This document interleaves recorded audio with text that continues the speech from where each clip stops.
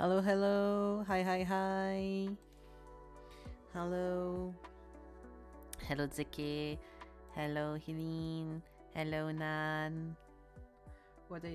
Helene, Zeki, what are you doing here? Aren't you supposed to be playing, Disco Elysium? What's happening?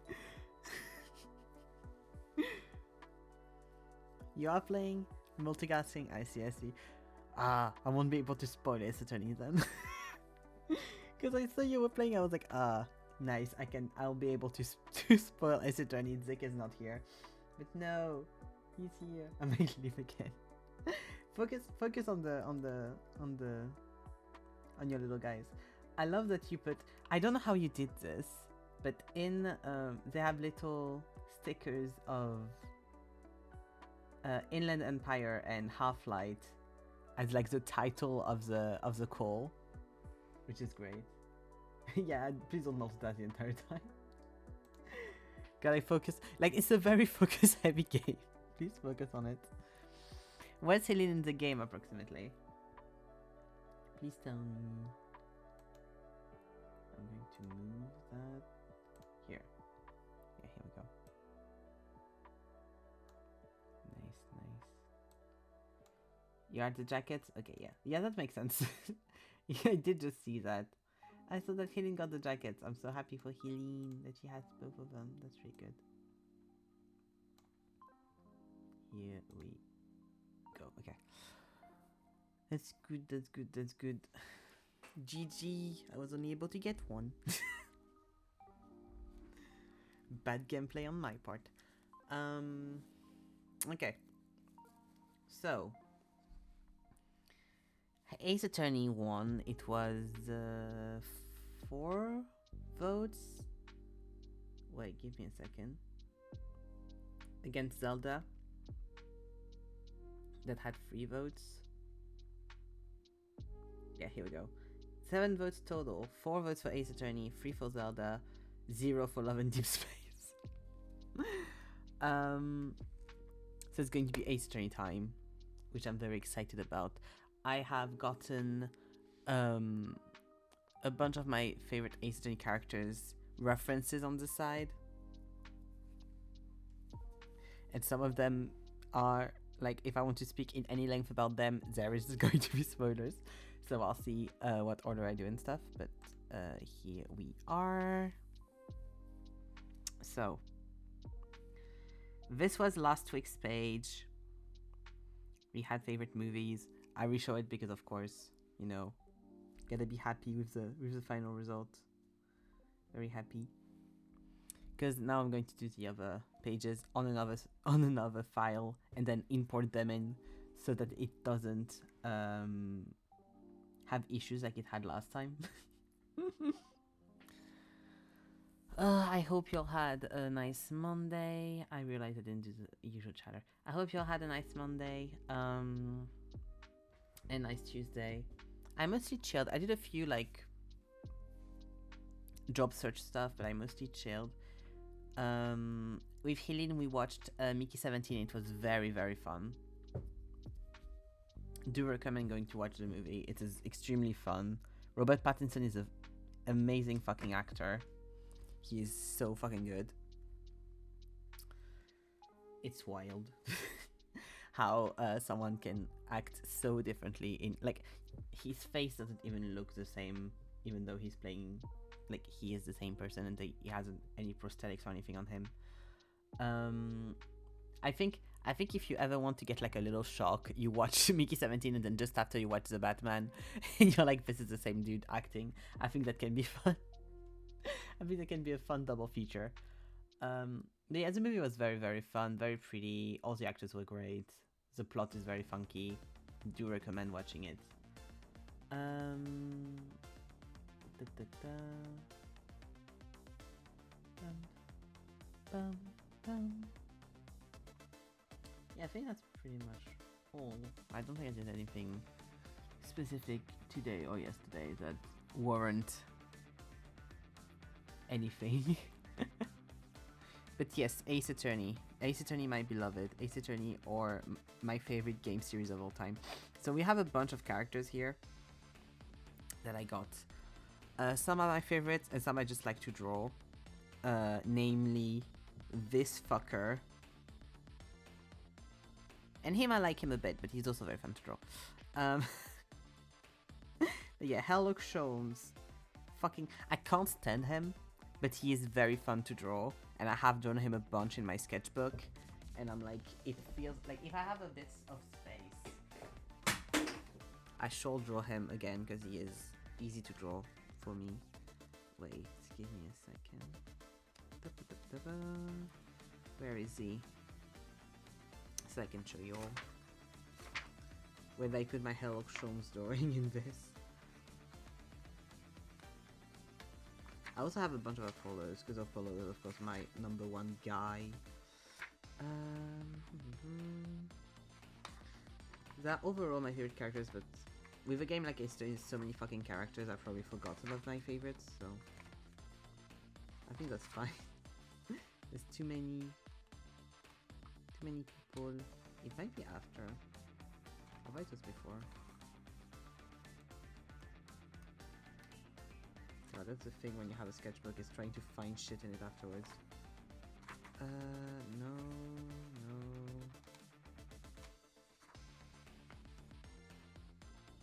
Ah. Oh, here it is. So that we have Clavier and shit. And there we should have Herlock Sholmes not soon behind. Oh, here is that page actually. It's before. I have no sense of anything. Like, how do I not know when anything is in this fucking notebook of mine? But yes. Here we go. Here he is. Look at him. Serving cunt. That was during my era when I drew in pen constantly. And here we have the double feature of Apollo in Clavier. Or Conrad in French. Yes, I also have a few drawings of him and stuff. I have a piece I really like, that I did an illustration I really like of just Herlock Sholmes. But yes. It's time for Ace Attorneying. Oh fuck. I'm slightly low energy, but I think it's because I literally just finished eating, so my body is like, let's digest now. I learned that this guy's name in English is Bobby, and I think that's hilarious because it's called Justin in French. So Bobby is a great decision on their part. I think it fits him a lot. Bobby Fulbright instead of Justin Briand. There we go.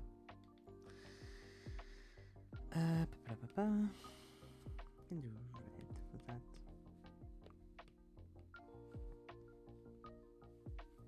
I should look up how they write it on the game stuff.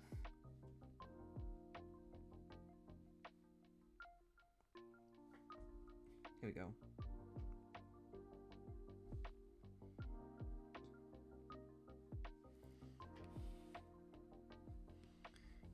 Capcom. Hi Cosmo! I'm doing good, how are you? Capcom can do a lot of wrong, but Ace Attorney does buy them a leeway of them being my favorite video game company. You too? Nice, that's good. Drawing some Ace Attorney today. I first experienced, because even though it is my favorite game series, I have played very little of the Ace Attorney games themselves. Most of the time I've watched people play, or I've like co-op played them where someone else was playing and I was commentating and stuff. Because the first time I heard or like did anything in learn anything in regards to the Ace Attorney game series was because my flatmate at the time, one of my flatmates at the time, wanted to play the games, and I was interested too. I don't remember how it even like came to whatever.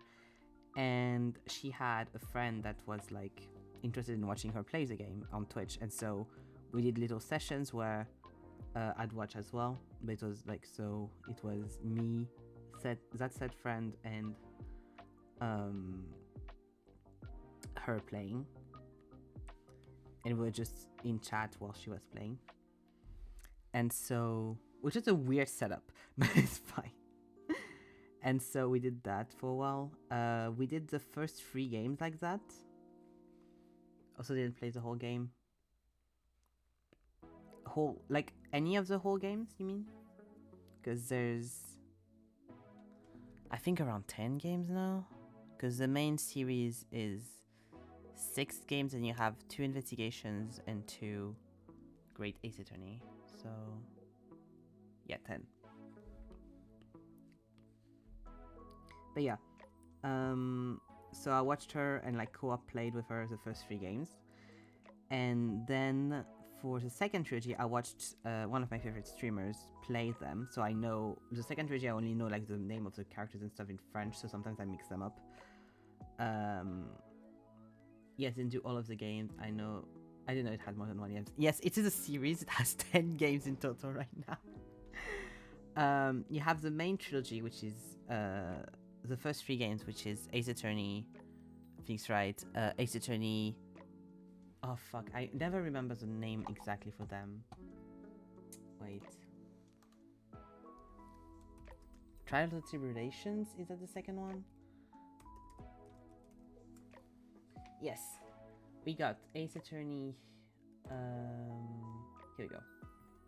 Can I have them in order? That'd be amazing if I had them in order. Technically 11 games with the Professor Layton X Phoenix Wright. Technically 11 with that one. That's not what I was looking for. I'd love to see them in order, if that's possible.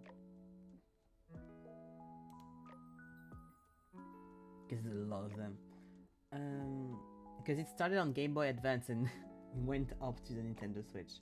Yes, so Phoenix Wright Ace Attorneys and Phoenix Wright Ace Attorney Justice for All. Phoenix Wright Ace Attorney Trials and Tribulations, so that's the first trilogy.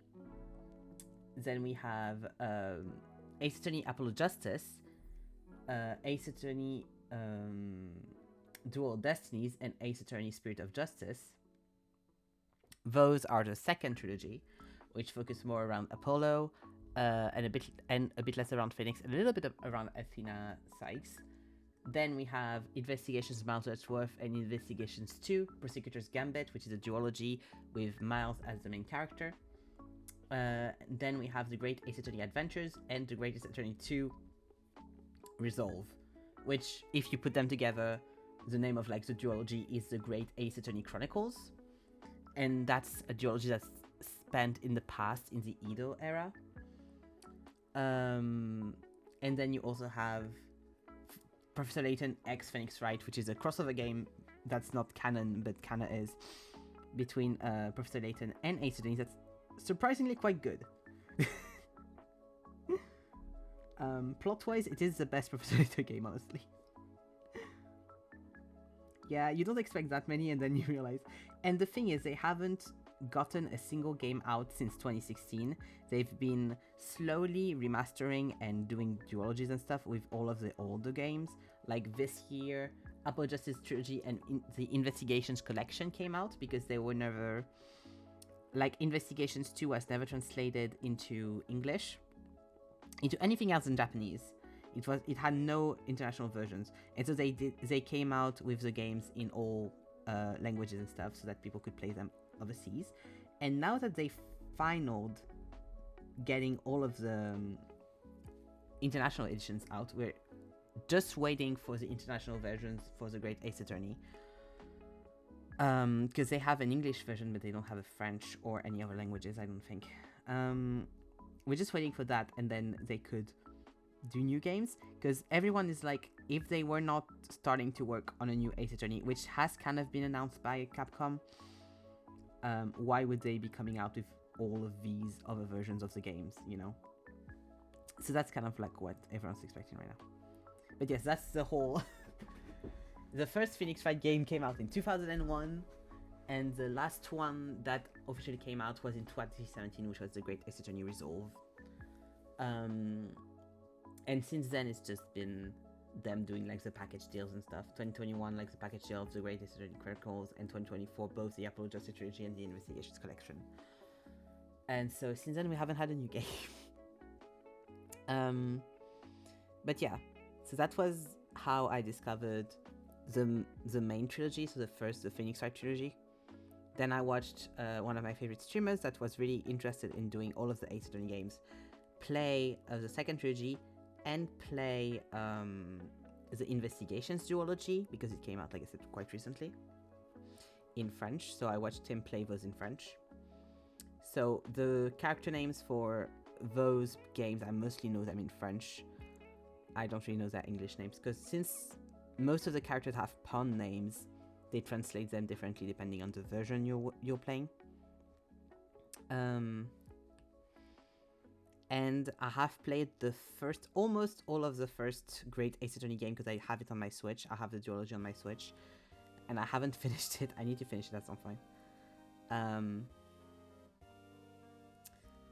So yeah, but I'm kind of waiting for them to just come out with it in French so that I can watch the streamer that I've watched play the rest, play it as well. That'd be fun, I think. Because I'm kind of like in a weird plot where I stopped kind of playing in the middle of a case, so I don't really remember what's happening, but I don't want to restart the case from zero. It's also the last case in the game, so you have to remember pretty much everything that happened before. So it's a bit of a mess. I really like stopped at the worst fucking time, honestly. So we'll see. I'll probably just wait for them to come out of it in French to watch someone play it. Because the fun thing with the guys that I watch play them as well is that he does voices for every character. He has like a stream deck to like change his voice and stuff. It's very fun. He does it very good. And right now I am replaying, quote unquote, the Ace Attorney first trilogy, because Zeke is playing it, and so I'm watching Zeke play it, and we are playing it together in the sense of, and we do that every Monday night, which is very fun. In the sense of we do the voices and stuff. Right now we're on the third case of the third game, which is, the name of the case is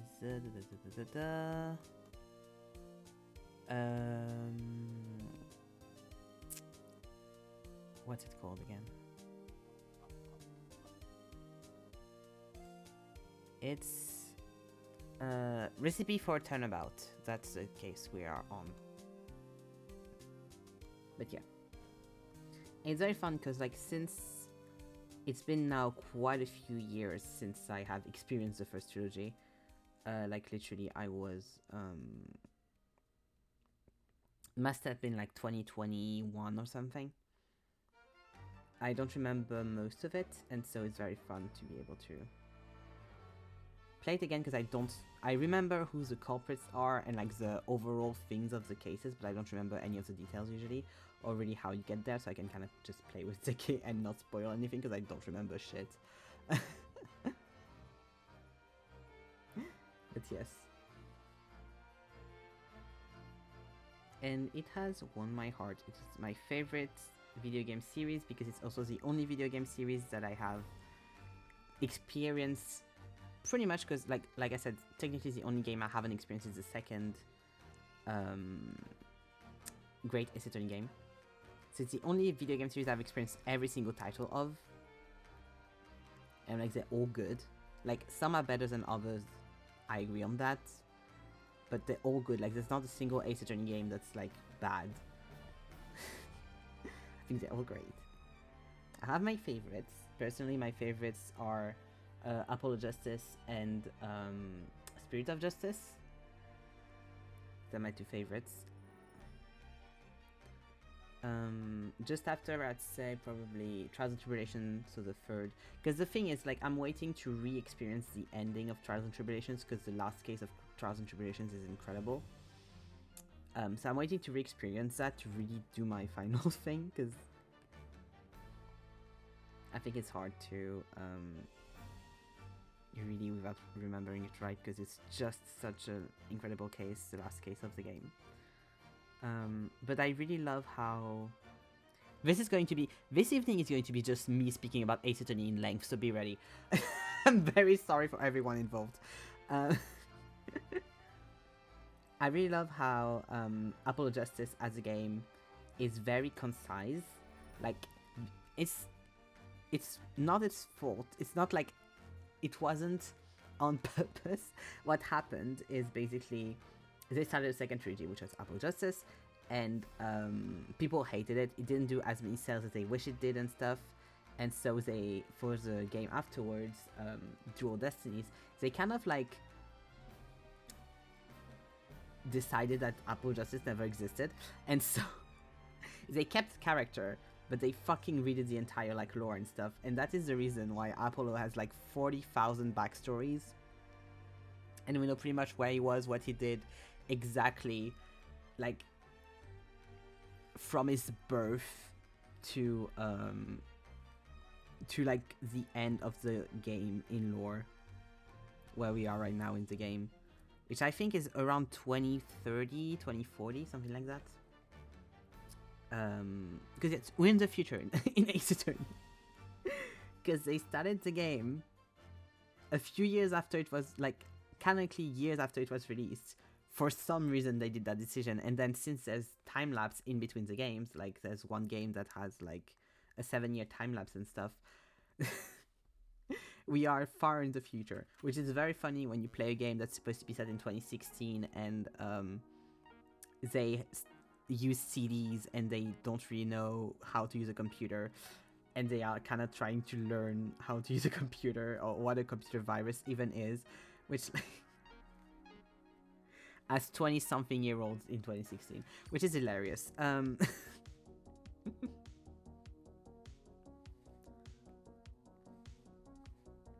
But yeah,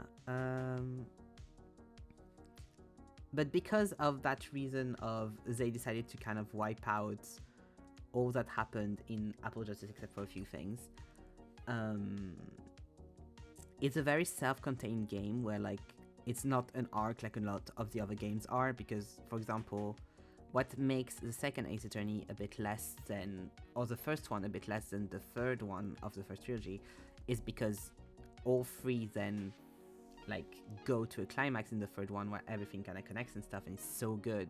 So how do you want to beat that? And I really like how, but also the third game wouldn't be that impactful if it didn't had like the first and second one to stand on, which of course makes sense, you know. So I kind of like how Apollo Justice is, I think, works really well as a single game. I really like the villains in it. I really like how it works. Apollo is my favorite Ace Attorney character. I don't know why. I know, like, the thing with Ace Attorney protagonists is that kind of all the same character. Apollo is very similar to Phoenix, and Ryonosuke in The Great Ace Attorney is also really, really similar to Phoenix, which makes sense because it's his ancestor. Yeah, also in The Great Ace Attorney, you play, the only different protagonist becomes Miles Edgeworth in the Investigation series. In The Great Ace Attorney, you play Ryonosuke Naruhodo, which is Phoenix's ancestor in the Edo era. Hi, Sunny! I'm spitballing on Ace Attorney. How are you? How has it been going back to Italy? I hope you're feeling all better and stuff. Yeah, it's Ace Attorney page, so I'm just monologuing about Ace Attorney and I see how far I can go. It's my like favorite thing to speak about, and I can never speak about it with anyone because no one fucking has played all of these games except for me in my friend group, so you know. I do what I can. You alright? Oh, that's nice. Hope the journey back was nice.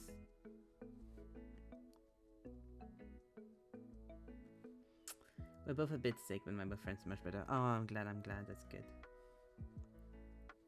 Well, I hope it'll go nicely away and you can like have a good end of European vacations without sickness.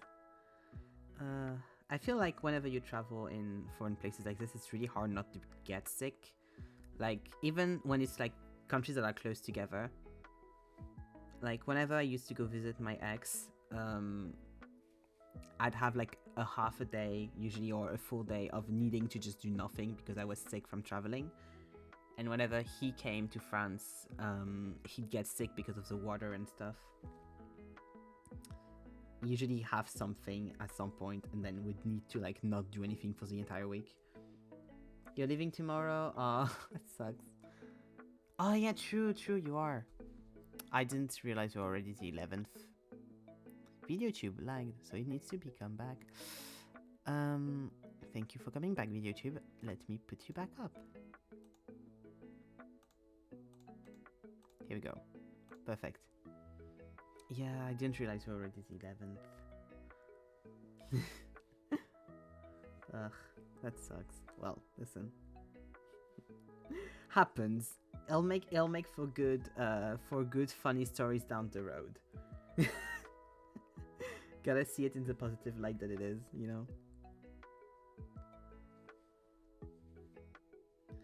Comment ils ont fait leur truc? Ah oui. I was still a bit sad we couldn't meet, but we have reason to come back, so I know.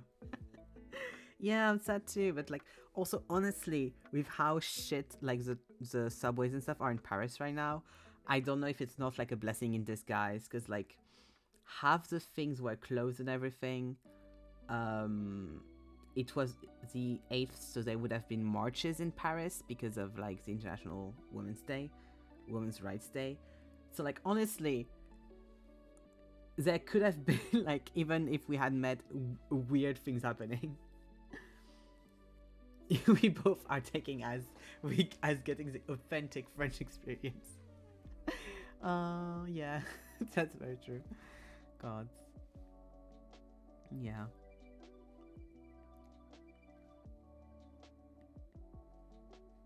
We'll see, I guess. But yeah, if you ever hear at some point again, we'll be happy to see you. And same if I ever travel to Mexico for any reason, you know.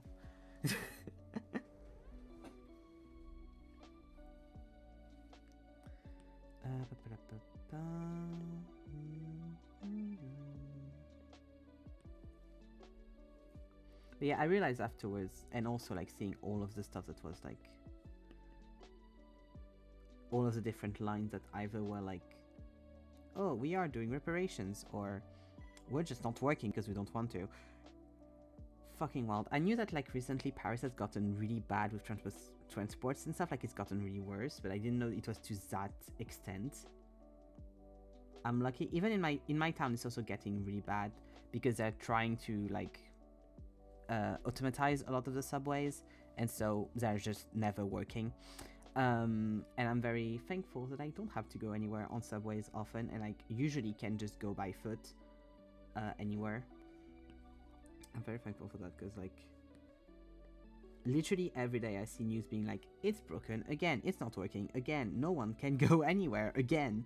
I'm like, God, if I was, because when I used to go to high school, I had to take the subway every day, morning and night, of course, to go to school. So I can't fucking imagine having to deal with that. How are you though? I'm good. Honestly, I'm fine. I'm okay. I don't have anything really to report on. I'm happy to draw Ace Attorney stuff. But yeah, otherwise, like, pretty much just chill, you know? Usual.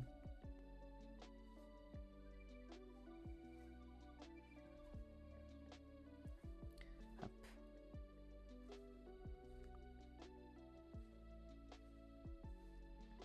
Glad I don't have to deal with the subways. It's not perfect, it's not going to be, and I don't mind that it's not.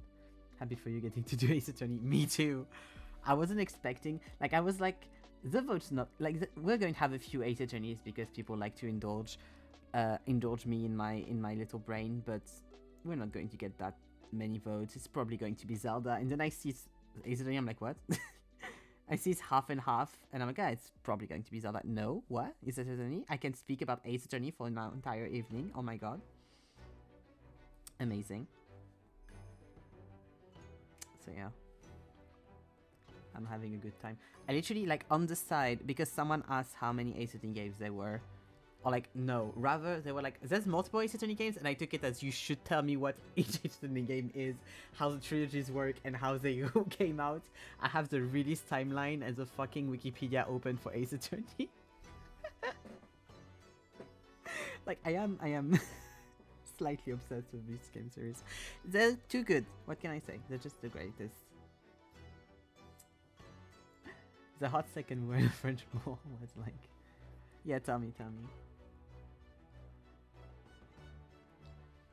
I fully panic because French is so hard to get. It is, and... People in Paris, or like around Paris, aren't the most chill, let's say. Aren't the most helpful. You have more chance to run into someone that speaks English or Spanish, but you lose in chill, let's say.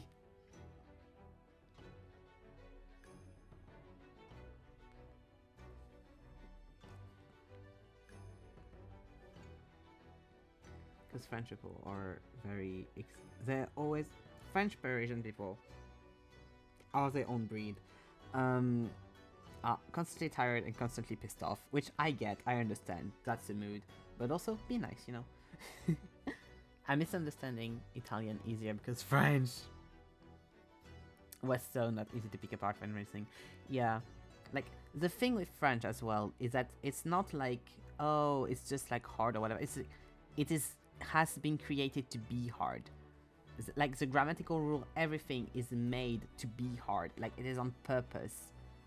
It's old white men went into a room and were like, let's try to make this language specifically harder. Like, I wish I was joking, but it's a real thing.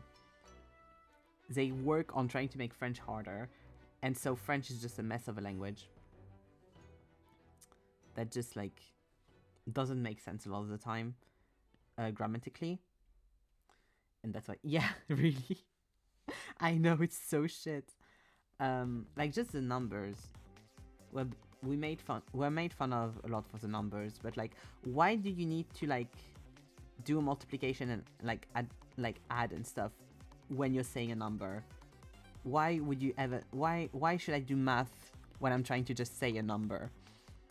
And that really shows when other French-speaking countries choose to not use that number system and just have their own for those specific numbers. Like 90 being 90. So 4 times 20 plus 10. And we just say 90, so for 2010. And if you ask anyone from Belgium or Switzerland, they won't say 90, they'll say 90. Because, you know, 9 is 9 in Latin, so it makes a lot more sense. Same for 80, which is 80, so 420. Instead they say octante, so octo for 8, and septante, so for 7 for 70, and in French it's 70, so 60 plus 10. Yeah, I've heard that and thought it was dumb. Why make it? I don't know. The thing is, when you're French, you don't realize, or you're just like taught the numbers. So you're not taught like, yeah, we have numbers like this because of this reason. You're just taught the numbers. So you don't realize for a long time. And then one day someone tells you how dumb that is, that you have addition and multiplication in your numbers. And you're like, what do you mean? And you're like, oh, that's what it is. Okay. I just thought that's how it was. Okay, great. Amazing. Thank you. Like, I remember learning numbers in my Spanish class and how much easier that was. And I was like, what do you mean? What do you mean that's that easy? Like, it's just like you follow the thing more and more and more.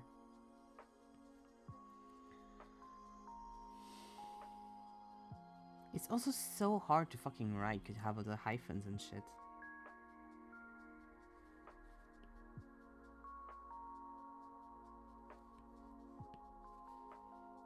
What do you mean it's not quattro diez diez? Quattro diez diez. Oh. Quattro Venti Diez. Yeah, Quattro Venti Diez. Yeah, exactly. God, at least I remember a little bit of the numbers in Spanish. Because it's not too different from French, so it's not hard. Yeah, literally the only differences are like for 70, 80 and stuff, because it's, of course, not following the French rule. Imagine.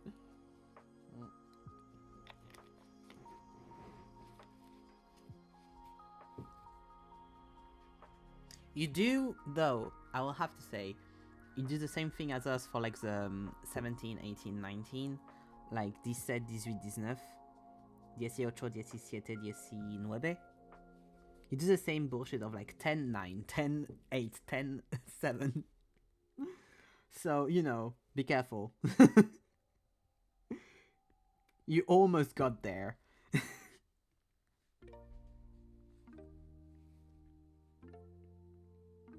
You were one step away.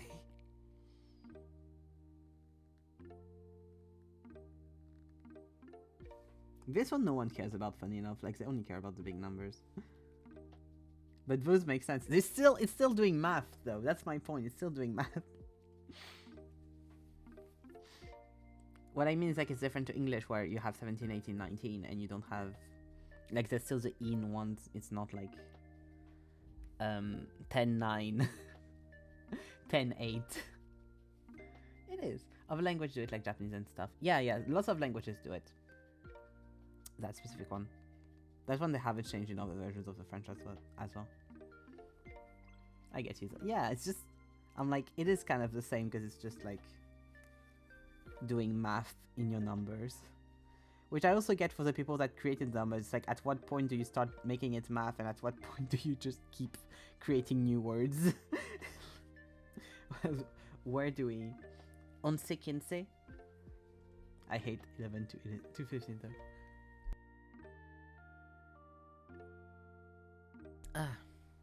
I hate that they have their own names and not 11. I don't mind them. They're the same, honestly. It's just easier for us because it's the same as French, so you just repeat the same shit. Like... 11, 12, 13, 14, 15, 16.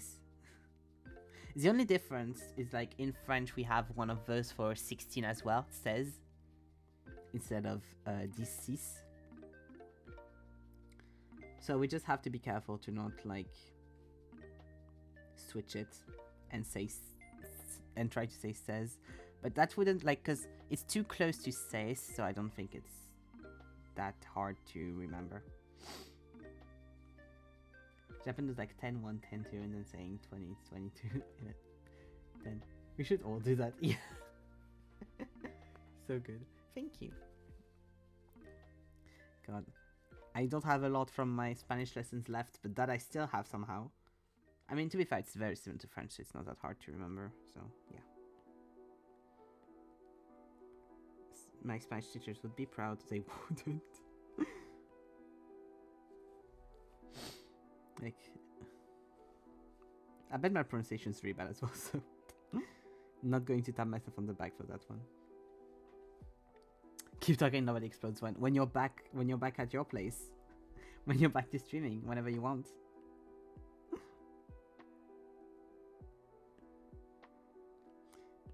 Whenever I go download the game.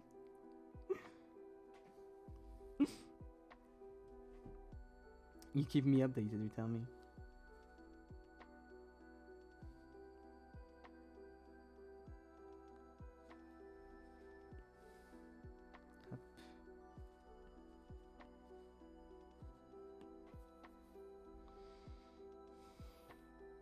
God, it's going to be so chaotic. I just know. I just know it's just going to be so chaotic. I'll tell TK. Yes. Because I don't know any vocab for specifically for bombs. I'm just going to scream French words with A's and O's at the end and pretend it's Spanish.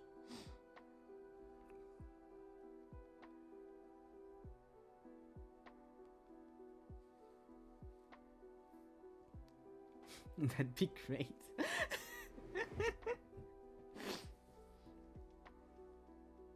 It won't be. I'm going to have to like look up a few words and like write them down, because if not, it's just not going to do anything. It's just going to be hell.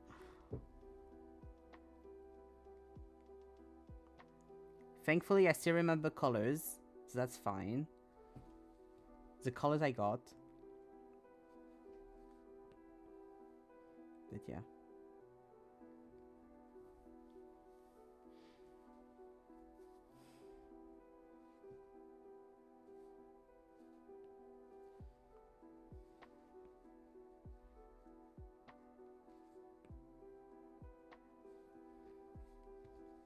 Did you, by the way, did you know that the word for black in Spanish is the equivalent of the French N-word?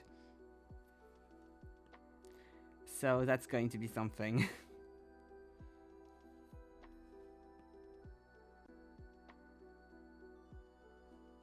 So like people try to get like French streamers banned by just putting the color places.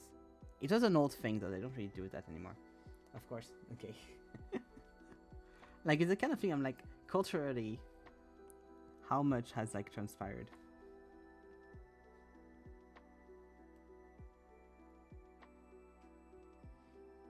For English it's pretty much the same one, but yeah.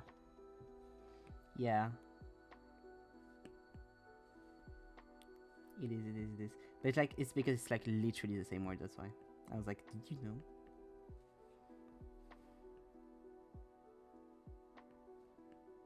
There's a country as well, whenever someone says the country that has that word in it, people always like are like, oh my god, whatever. It's like, shut up. It's a country. Calm down. It's the same in Greek as well. God, we really were like, here, Spanish, let's go.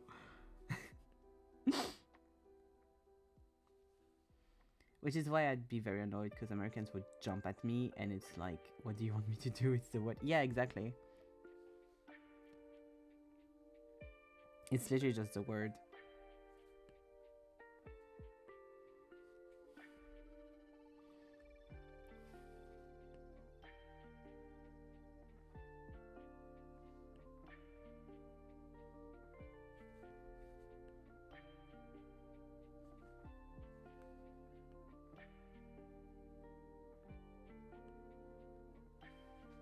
Do you say in the only country in the world? Like, truly, and English isn't the only language either. Like, it's kind of like, in Korean also, they say something similar to the N-word. But it's just like a word in their language. I think it's for I am or something that it sounds similar. And always, like, Americans are like, oh my god, they're saying the N-word. They're not. Calm down. It's literally just saying I am in Korean. It sounds like it. It's you are? Nice. I was close. I was close.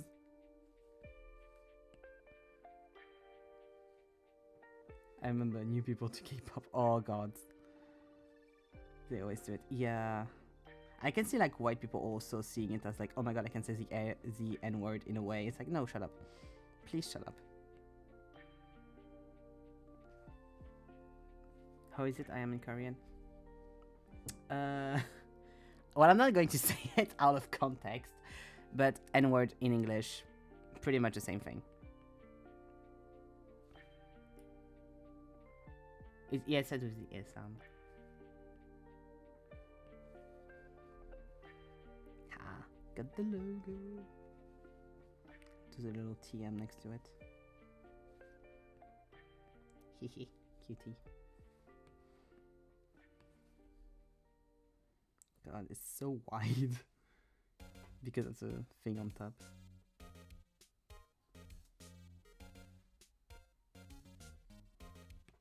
The red, because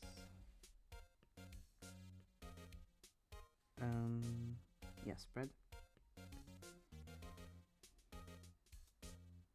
Yeah, I won't read out loud. Thank you, Sunny, for writing it though, because I like know very little about Korean, so I need to learn more. I want to learn more, but I always forget.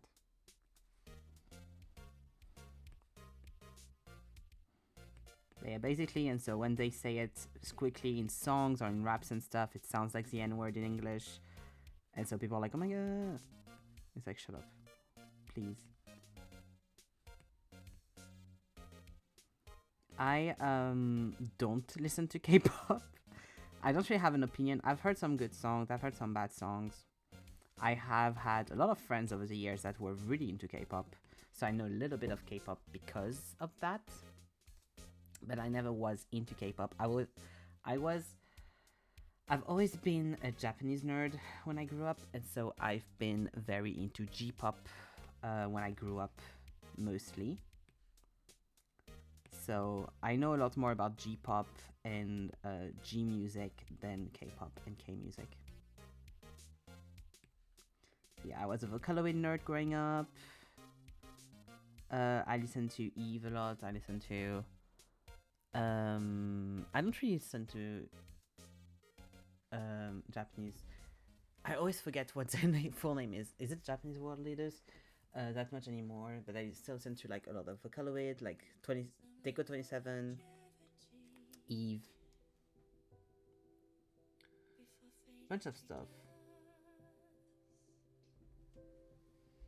I have a playlist. I'm putting it up so I can remember, because I have a very bad, like, if I see names, I'm like, yes, of course. If I don't see them, I'm like, I forget everything anyways.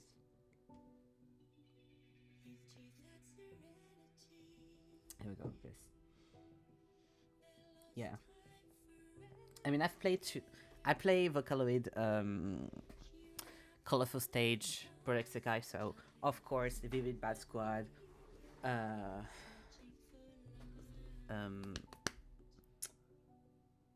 N25, Nightcore 25, Nightcore 25, Momo Jump, and something Wonderland, forgot the name. But yeah. Listen to Ado a lot. I went to an Ado concert, it was so fucking good. Listen to Rio, Deco 27 I said, Yoasobi of course.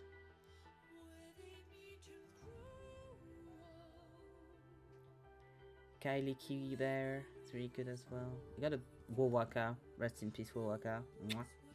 Honeyworks, oh I loved Honeyworks when I was younger. Hachi. Yeah, there's lots of stuff, it's just, you know, you go on deep dives on the internet. Oh, don't apologize, hello! Hi, how are you? Please don't apologize, you're all good. Do you like K-pop? Oh no, that was what you said earlier, so that I have read that right, it's all good. Hello Gio, how are you? Please don't apologize, you're all good.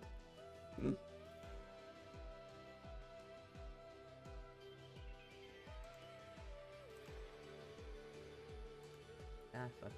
There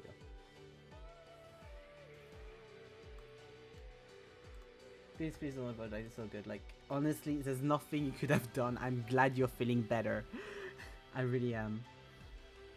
That's the most important thing. Also, Sunny sent me the apologies and stuff, so don't worry. It took me a second. I was like, wait, yes! Here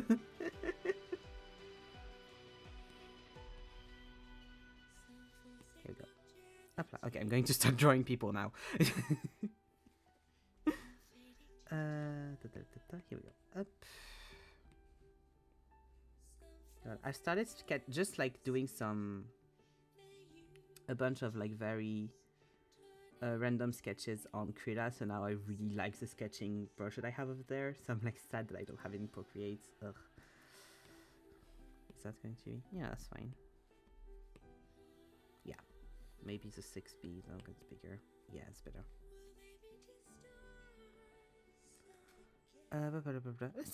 Let's start with my boy, my love, my one and only Apple Justice.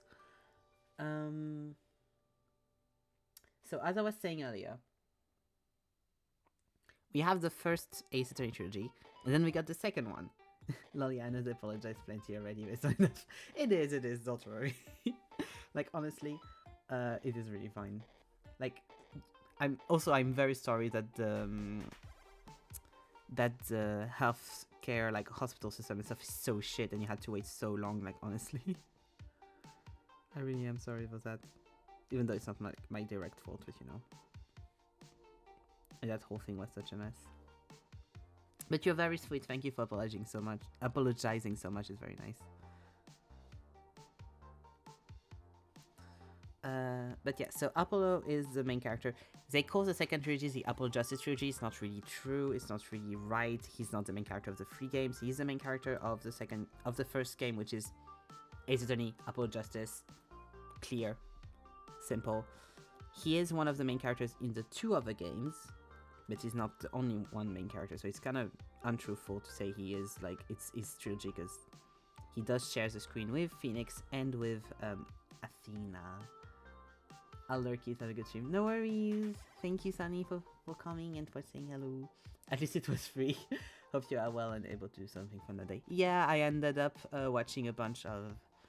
What did we watch? Oh yeah, we watched... I ended up watching the first episodes of the new season of Daredevil and another random show with one of my best friends. So we ended up doing something, don't worry. I didn't do nothing that day. I ended up doing something else, so... It was all good. But yeah, regarding Apollo, well, go back to Apollo Justice always. So it's not really like they called it the Apollo Justice trilogy, but it's not really the Apollo Justice trilogy. It's kind of just like he had one game and then he was the main / secondary main character in the other 2. No worries. Thank you for liking. Have fun, you too. He is the fun thing about Apollo is he is kind of the only Ace Attorney character that I'll draw him in his like emo as fuck outfit, because I love the emo outfit. He's the only character in Ace Attorney that we can pretty much tell his entire fucking story from the moment he was born to the last moment that we know in game happened, like the last timeline we have. We know pretty much what happened year by year with him because of what I was talking about earlier, which is Apollo Justice, the game, not doing enough sales and then like deciding to kind of erase it and then go in another direction with the other 2 games and not linking them as much as they perhaps would have if the game had been a success. And so... what happened with that is that they gave him a backstory in each of the fucking games. So he has 3 backstory over 3 games that end up happening. And so since they don't want to have continuity errors either, it kind of ends up, we know what happened from him being a baby to like coming to Japan in the first Apollo Justice game, and then we get what happened in like his little childhood in the 3rd game, and what happened once he arrived in Japan in the 2nd game. So I have his entire fucking life story, and this man has too many daddy issues. This man, they keep giving him fathers, and the fathers keep dying, and I think we should stop that. I think he deserves to have a paternal figure that doesn't die. I mean, he has Phoenix, thankfully, that survives, but in total, he got 2 paternal figures that dies. No, he has his actual dad, 2 that died. So 3 paternal figures that died. 1 maternal figure that we don't know where she is. 2 secret sisters, one that he ends up knowing the existence of, the other one he still doesn't know is his sister. Like, his family tree is fucked, but it's the best. And he has a very sad, of course, backstory and everything. Very sad backstories. And a lot of people are like, it's fucked how much lore they gave him and stuff. And I agree in some parts, but I disagree in others, because this specific outfit that he has on, that I'm drawing right now, where he's particularly emo, I think makes sense, because some people say it doesn't make sense for Apollo to have a breakdown in the 2nd game, where he becomes extremely emo and decides to go rogue, basically. I think it makes sense, and I'll give you my arguments why. I have made very long voice messages to friends about this. Basically, the whole thing with Apollo, his whole personality and character, is he loves to scream and say, "My name is Apollo Justice and I am fine." which already, when that's your go-to, you know you're in deep, like, you know it's already fucked, right? You know you already have a lot of issues because you need to persuade yourself that you're doing okay. So it's already, like, already you're not doing great. And the thing is, in the first Apollo Justice game, he loses his mentor and the person that he was looking the most up to. He also, as a child, lost both his parents. He got adoptive parents that we don't know about. But he was adopted. He was adopted twice, because he was adopted the first time in the country of Kurain, which is the country we discover in the third game. And then he was adopted the second time once he was sent to Japan after his adoptive father in Kurain decided to send him away because it was getting too dangerous in Kurain because they were under a very strict political regime and his adoptive father was the head of the revolution. So, good move to send him to Japan so that he could, continue his life and not have the repercussion of a civil war. So he's sent to Japan. He becomes an attorney, blah, blah, blah. While he was in Japan, he became best friend with a guy called Clay that decided to become an astronaut. At that point in the game, so the whole thing with his mentor happened. So he lost the first mentor, got a second mentor in the face of Phoenix Wright. We don't know that yet, but there's also the whole, was abandoned twice. And now the only person that he technically has, which is his friends from when he was in middle or high school, I think it was maybe high school, that he grew up with, which were basically the people from the local space station. So his friend Clay and everyone there. Clay ends up dead, and we have to discover who killed him. And people at the station are suspected for his murder. So he lost everyone. He is now alone, right? The one person that he had, that he grew up with, that still had like that kind of connection and stuff, died. So he goes kind of berserk, and he kind of like has a breakdown. He also gets into a bomb explosion, but that's not his fault. But he gets hurt because he's in the middle of an explosion at the courtroom. And so I honestly think at this point in time, it is kind of reasonable of him to be like, actually, let me have a little bit of a breakdown. Let me go a little bit berserk. Let me decide to wear my best friend's coat that's still burned from the incident from when he was killed, and try to find his murderer. I think that's valid. I think that's valid for him to be like, let me renounce my space at the Rights and Co. Law Agency, and decide to take a little break so that I can discover who killed my best friend. I think that's valid, and I think that's understandable. I'm sorry, I feel like I'm not being clear.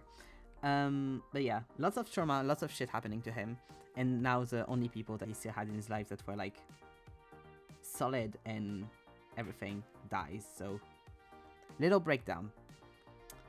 So yeah, the code that he has in this specific skin is the code of his best friend that passed in the incident. And so also he ends up thinking that the person that killed his best friend is his friend and colleague Athena. So we have another thing of him also having a breakdown, being like, you're the one that caused this death and stuff. So really he's not doing great. Ended up not being her, of course, but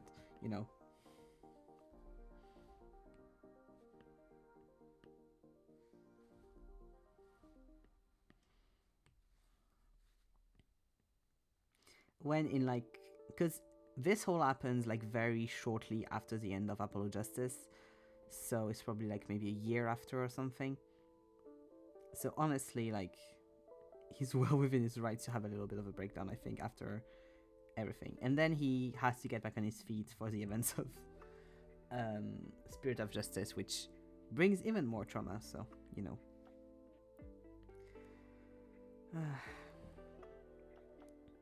like, he's not at all the main character in Dual Destinies, because so the game where this takes place, because he spends most of the game just looking at stuff by himself while we are Phoenix or Athena looking at stuff for the cases, and he's just lurking around being like, okay, I see, this is what happened, this is what happened.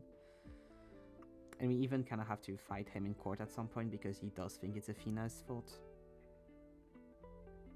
for which he then apologizes and is forgiven, of course. But yeah, I think he's allowed to have this little emo breakdown at that point.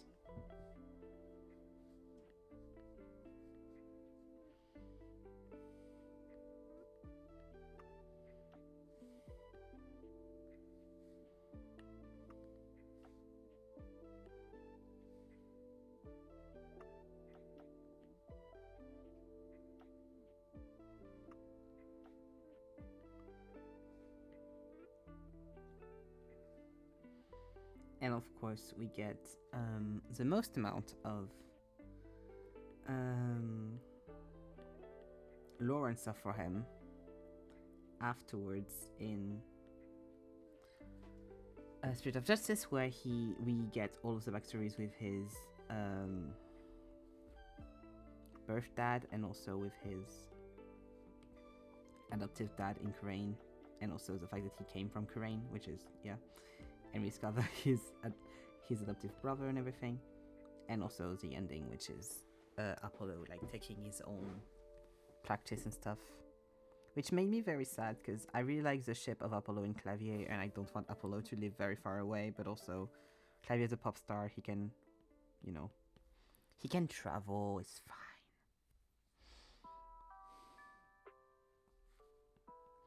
He can travel to visit him. They can be long distance; still be fine.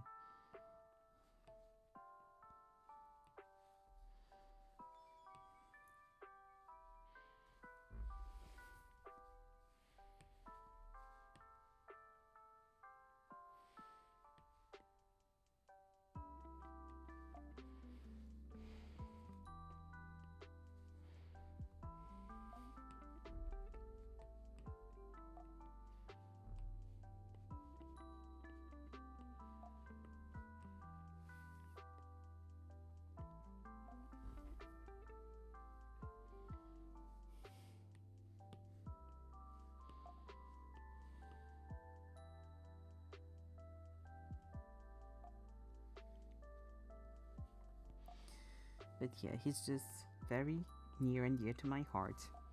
He's one of my favorite fictional characters of all time. I love that we know so much about his fucking backstory. Because I said like a lot, but I didn't say everything, of course. And I know he's just like the good kind of funny and witty that makes me happy. Because he's kind of old man coded as well. He's very like, yeah, annoying and everything, which is fun.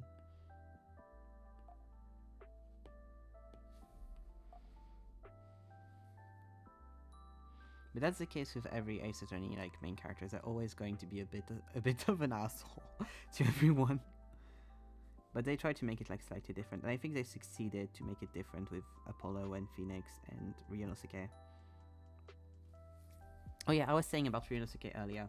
So, in the Great Ace Attorney series, you play Chronicles, not series. Chronicles, you play Ryunosuke Naruhodo. If you don't know the last name, it's supposed to be a hint of the fact that he is Phoenix's great grandfather from the Edo era and Victorian England. And the hint is because Naruhodo is Phoenix's last name in the Japanese version of Ace Attorney. He's called Ryuichi Naruhodo, and so the character we play in the Great Ace Attorney is Ryunosuke. And so, yeah, very clear link between the two. But I think it's kind of sad that if you play them in English, you wouldn't know, because wouldn't specifically know, except for the fact that they look very alike, because, you know, they're not going to be like, hey, by the way, this is his last name, because they did the whole like Japan America thing. So I guess in the English version, he like canonically moved to the US afterwards. But okay. But yes, he's also the like great dad. Here we go.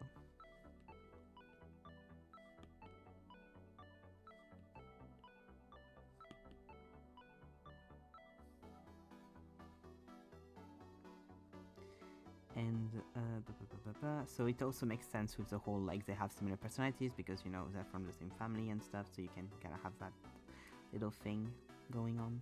And technically, if we want to go into specific technicalities with Apollo, even though he wasn't raised by Phoenix, he's very much his protege in a way of he worked under him and taught under him and stuff. But also, they are technically family because Apollo's half-sister, Trucy, became Phoenix's adoptive daughter. So, you know, technically they are from the same family, but they don't know it because it's a secret that they are siblings. But we got a hint at the end. Like, we got that revelation during the Apollo Justice game. And we get another hint at the end of Spirit of Justice that the mother of them decides to... says it's probably time now to tell them that, like, they're siblings. Which I would love to have that happen. I would love them to be siblings and know about themselves being siblings. That would be amazing, honestly, please.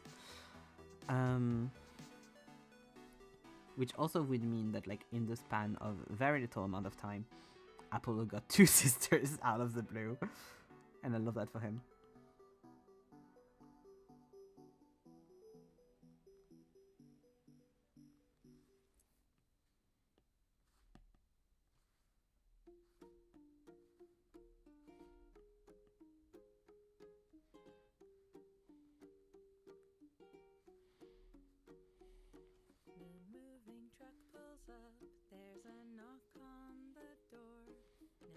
Because there's also a subplot with like a secret sister in Spirit of Justice.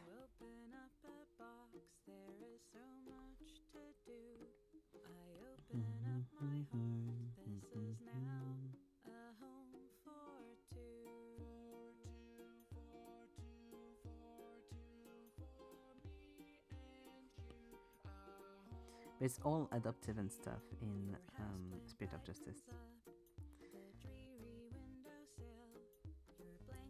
I do appreciate how much Ace Attorney has found family, but also like not alternate, but like less common family dynamics shown in the games. Like, yes, we have the whole half-sibling stuff, but we also have like a lot of adoptive kids and a lot of stuff like that are very normalized and seen as like as valid as blood kids. And it's, I think, very good and very nice to have in a video game. Because I don't know at all how that kind of subject is treated usually in Japan. It's very refreshing to see, like, with the whole Trucy Phoenix thing, that he's like, yeah, that's my daughter. Like, there's no hesitation, there's no, yeah, she's not actually my, no, she is his daughter, and that's fine.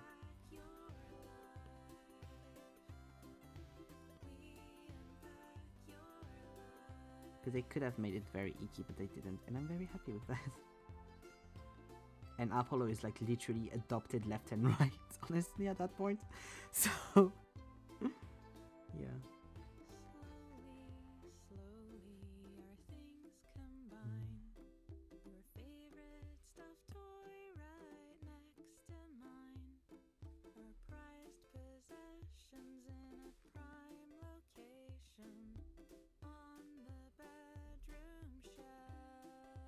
And Kido literally got double as it did.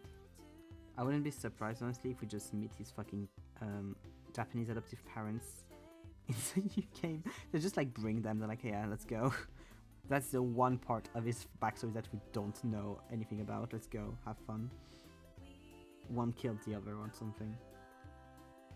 Let's make his backstory even more fucked.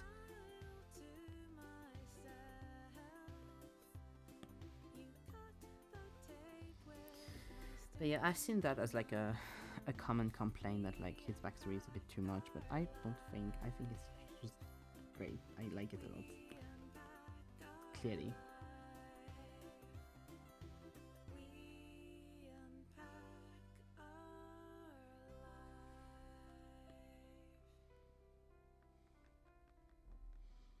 I understand though for people that don't care about Apollo that much as a character, though, that it's annoying to keep having his backstory when we have not enough at all about Athena. Even though kind of the second game is all about Athena, so I think it's nice to have that. And they don't treat her as much like a main character as they do with Apollo and with Phoenix, and I think that's very shitty, and I wish the next trilogy is her focused, because she does deserve that as a character. And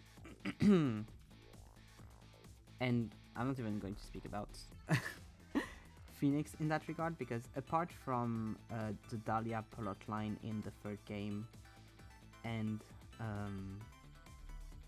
what we know during what happens during the span of the games, we know nothing about his backstory.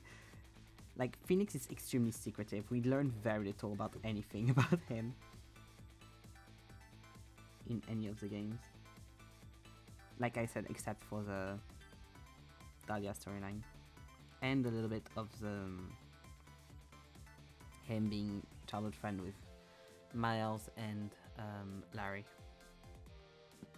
But even then, like, we don't know that much, and a lot of what we know is thanks to the anime and not the games, because they added scenes in the anime and stuff.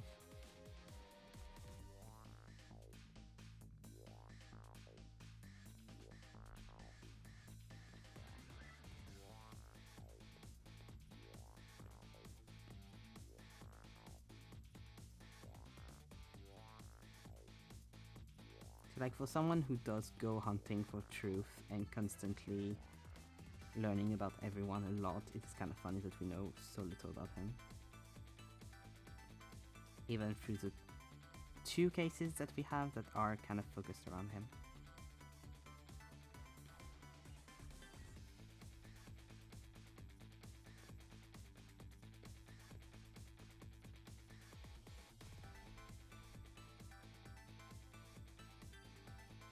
Especially compared to Apollo, that kind of became the local open book.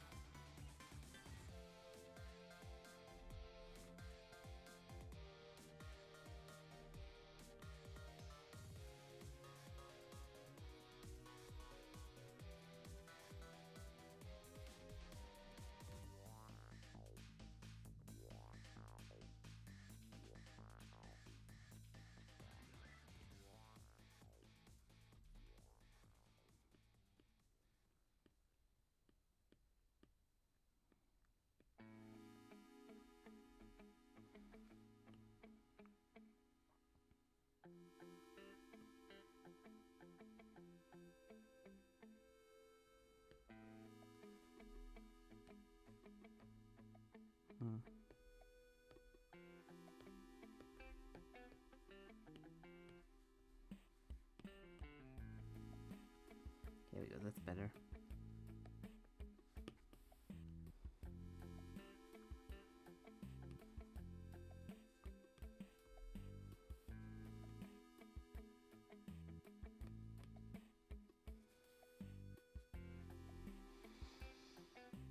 Going to do a young Clavier, because I love the outfits they gave him as like him in young. Like the short hair and the outfit is so good.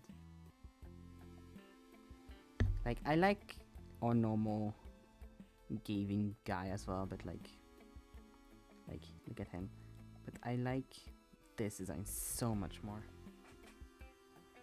I'm kind of sad that and I understand the implication of him looking more like his brother in Apollo Justice.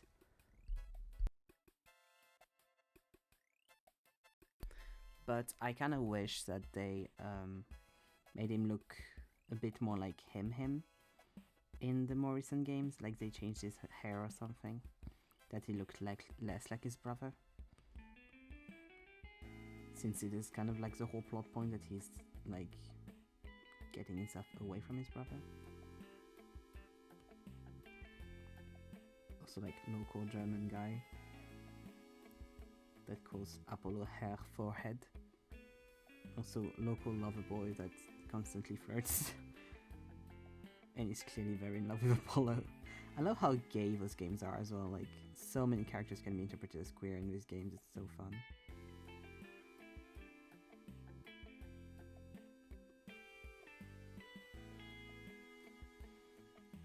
Phoenix for once, Izor, local bisexual legend. Apollo in my book is gay and trans.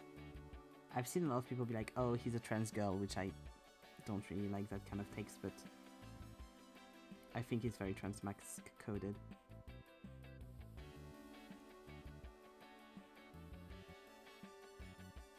You have a canonical trans. I mean, would you consider her trans? I don't know. You have a character that could be interpreted as trans mask, and you have a character that could be very much interpreted as trans femme in a way as well. In a few cases.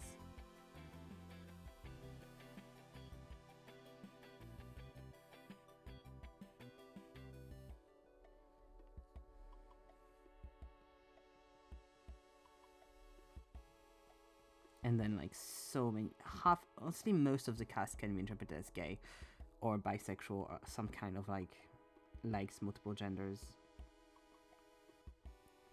Most of the female characters can be interpreted as lesbians and have potential lesbian love interests, honestly, which I love for them.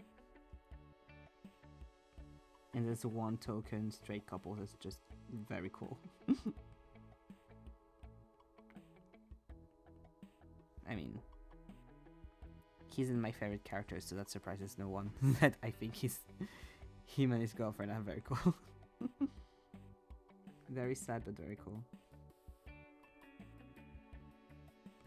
One of the saddest plotline in Ace Attorney. Also one of the best, which, like, I feel like if you've played all 3 main Ace Attorney games and you don't love Godot, it's kind of a red flag. If you've played the whole of the 3rd game. Like, I understand not liking his personality that much, or like not finding the character, like, not him being your favorite, because it's a very, like, depends kind of thing. But he is, like, his backstory and all of the things that surround it are so good that I'm like, why do you don't like him? If you've played the whole game and don't.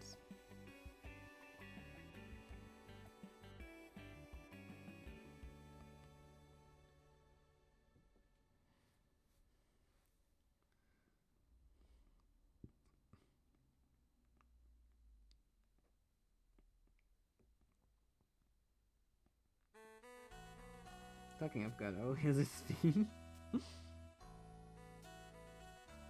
Has one of the best themes of the games, I don't care. Like, that theme is so good. Ace Attorney is so good with music, honestly.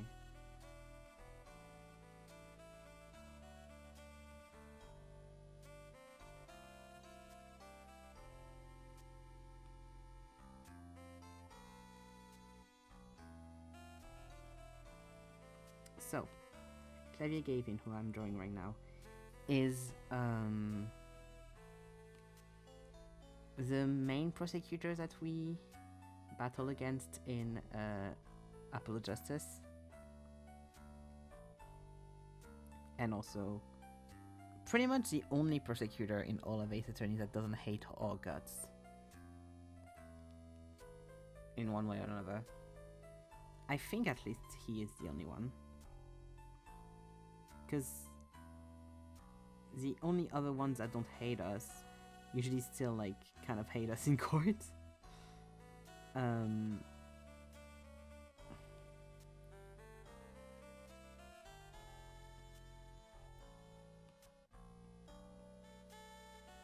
Because, like, the only other one would be Miles, but Miles is, like, more as the cases evolve, he, like, falls for Phoenix more and more, in my opinion. But in the first few cases, he does kind of hate Holgas. He's like, what is this gayness that I'm feeling? I don't want this. Clavier, from like the first case to the last case, is just very much vibing with us. He likes us a lot, clearly, and he is enjoying being in Apple's presence, in my humble opinion. He does tease us a lot, because of course, like, he's like, I'm going to win, whatever. But also, it's one of the only prosecutors who's prosecuting is not his entire life. Like, he does it mainly as a family thing, but like, he is a rock star first and a prosecutor second, kind of, in a way. At least in my head, how I see him. It's like, even though I think he does enjoy prosecuting and law and being a prosecutor, I don't think, like, it's not like the other ones where it's like, oh, my life is going to end if I don't win this case, kind of thing. If I don't have a perfect record. I think it's mostly chill, because that is like, well, as long as we get to the truth, I don't really care. So he does back up Apollo quite a bit in the game. And he constantly flirts with him as well, which is very fun. And quite a few of the cases end up being about him or about people around him, so it makes sense also that he'd be like a bit chill.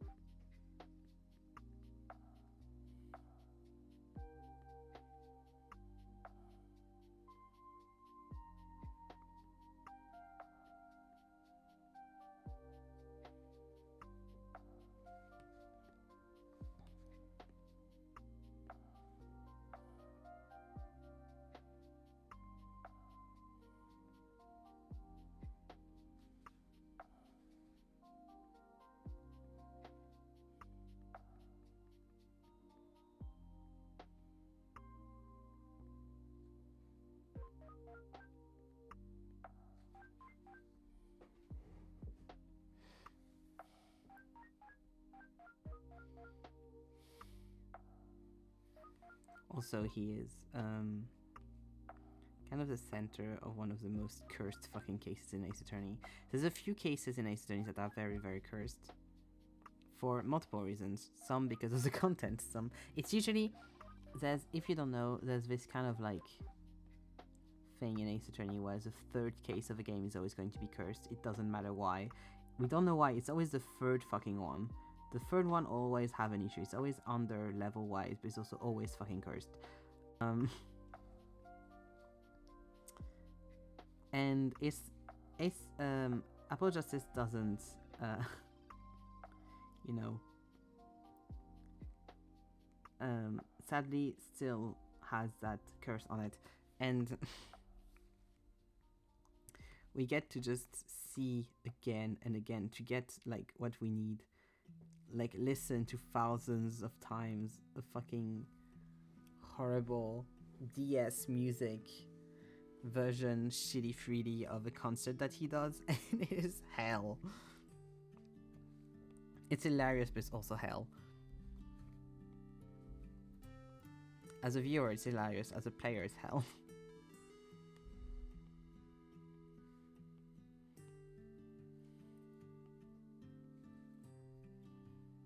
Because that game came out in 2007. So, like, you know, the 3D was not there. Especially on the DS. Got wild to think that like I could have played those games when I was a wee child. I couldn't, there were no English version, French version, but I could have maybe.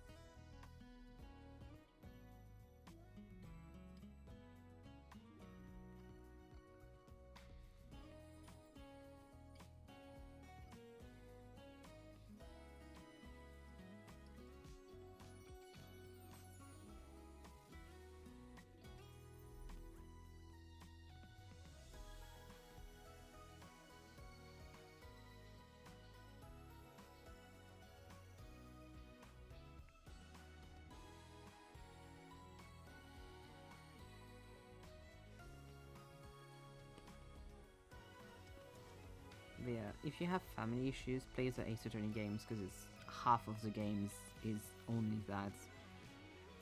It's like I feel like in this world, not having a character that has like any issue with anyone from their family is like extremely rare.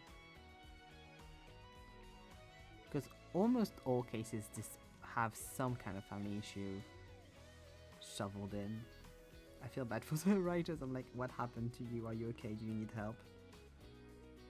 And the main stuff always are family issues. The big end stuff always has some kind of family thing linked to it. The first and second trilogy are very much shows of that. There's very much that as well in Investigations. I don't know yet for The Greatest Journey because, like I said, I haven't finished them. But if it's not, I'd be extremely surprised.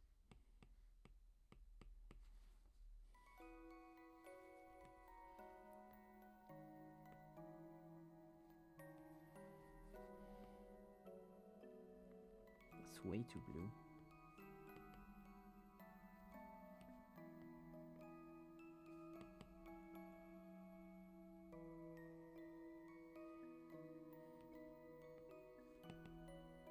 There you go. Okay.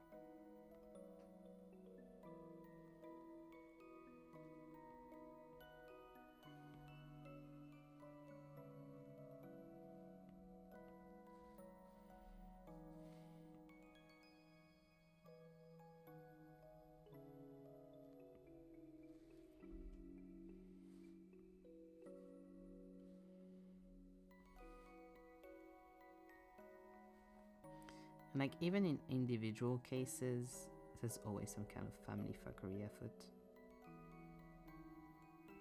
But like the main plot is always that.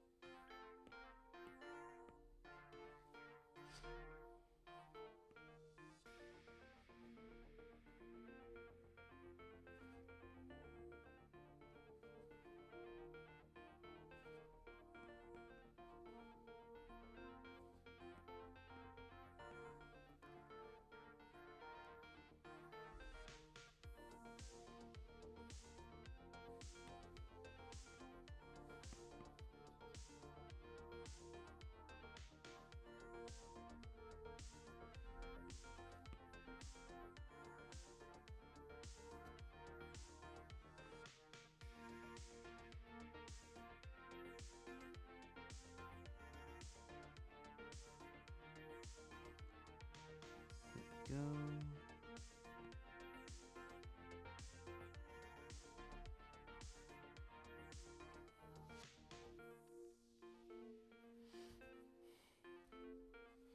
Haven't really done any kind of shadows on this.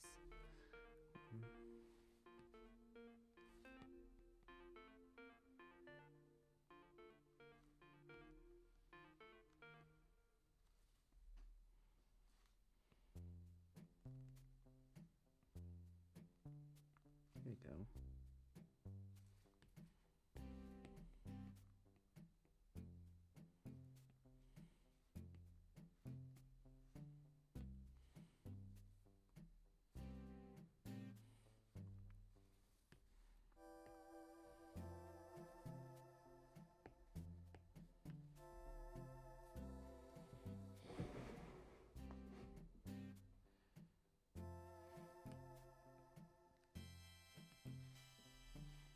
Okay, who do I do for...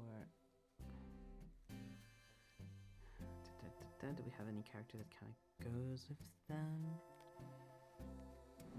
Well, I guess I can make him. He is in the second trilogy as well. Bobby Fulbright. He is, I think he is very, very fun as a character. The last case of Dual Destinies really made me love him a lot. I thought it was really fun, a very smart character. And I don't like... If you know, you know, but it's not Bobby Fulbright I really like, it's the other one, you know.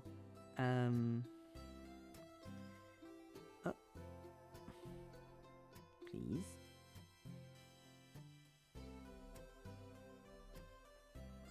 Here we go.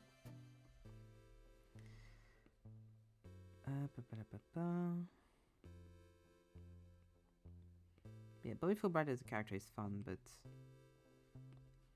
we don't really meet him, do we? So, you know. I don't know why about him I feel bad spoiling stuff, because for Clavier and for Apollo, as much as I spoiled a lot, it's not like the main thing of the game to know their backstories.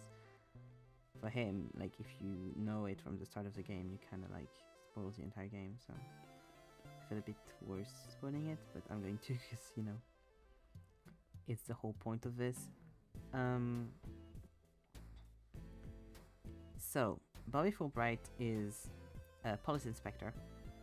If you've played the first Ace Attorney games, you might remember Gumshoe.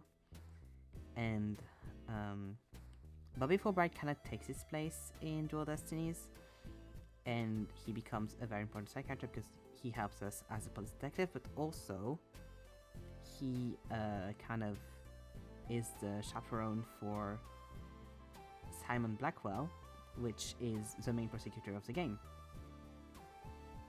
That is a in-prison criminal, and so he has to kind of like make sure he's not going off the rails in court and stuff, because he was put in prison for murder. The thing is that in the last case of Dual Destinies, we learn that Bobby Fulbright has been dead for a long time, and that the man we thought we knew as Bobby Fulbright is actually the guy that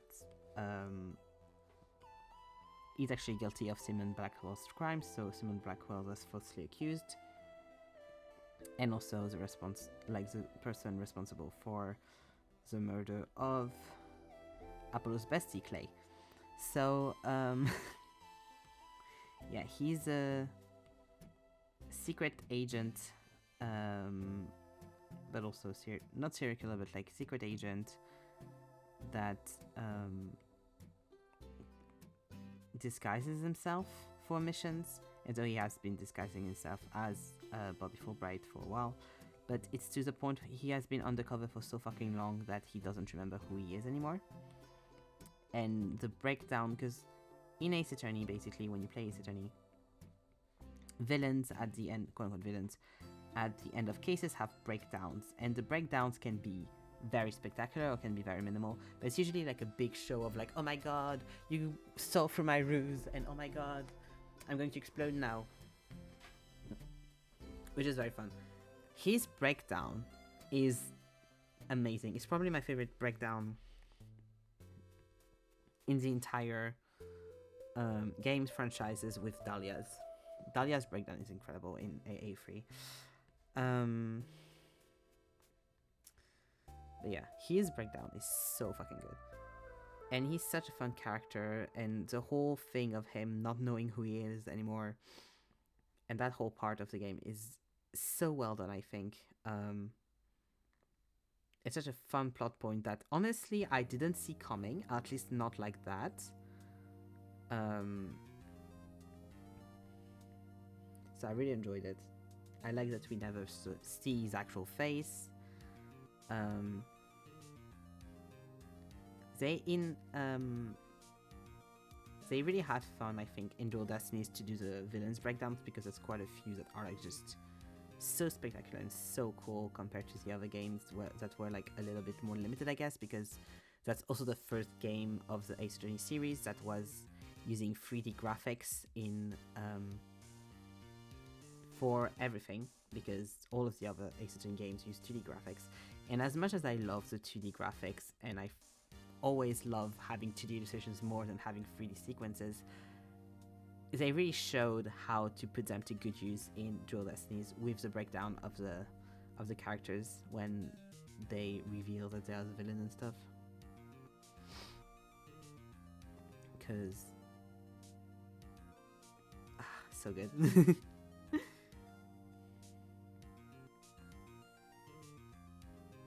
Which I think would have been for sure lesser in 2D, so because we never had full animations in 2D in the other AA games.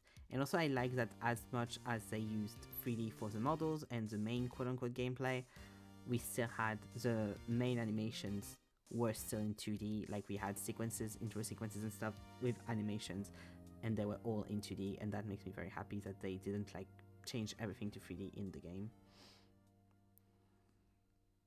But yeah, I understand that why they decided to do that whole part in 3D, and they really made it worth it. Like, they didn't do 3D to do 3D. I think it really elevated a lot of those breakdowns and how they look and stuff. So it's not one of those games where I'm like, ugh, I'm annoyed that they went to 3D. I'm like, no, okay, actually it makes sense, and that works really well. And the like shitty 3D of Apple Justice for some of the stuff is forgiven.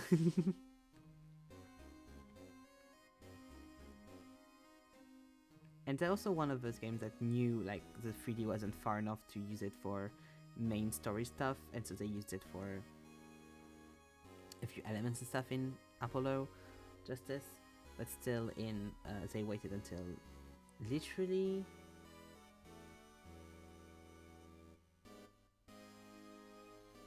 six years later before using it in a main game. I mean, technically 5 years later, because a year before Professor Layton vs. Phoenix Wright came out, and that's also in 3D.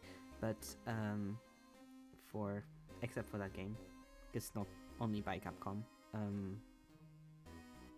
They waited 6 years for the technology to be there to be able to do what they wanted with it, which I think is very smart.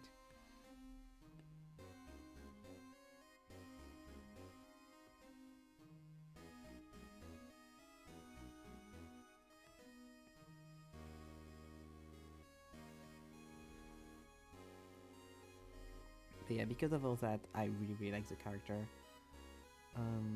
Because I'm a visual person, I do wish we knew what he actually looked like, but I'm happy not knowing.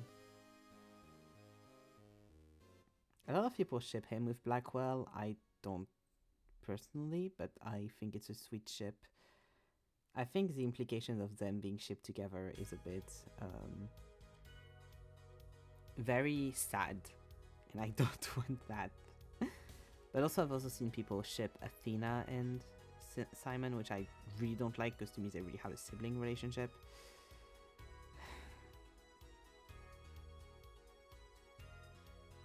And I think the age gap is maybe a bit too severe, because like Simon knew her when she was really young, so, and he was in high school and she was like in primary school, so I'm like, no,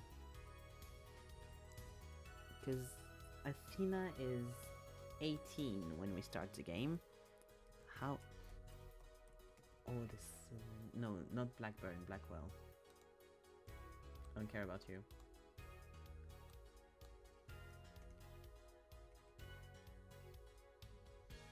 Oh, an actual guy is called like that. Okay.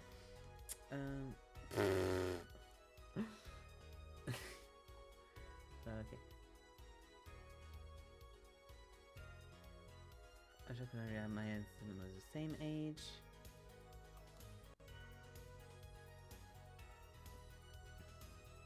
Oh, apparently it's 28.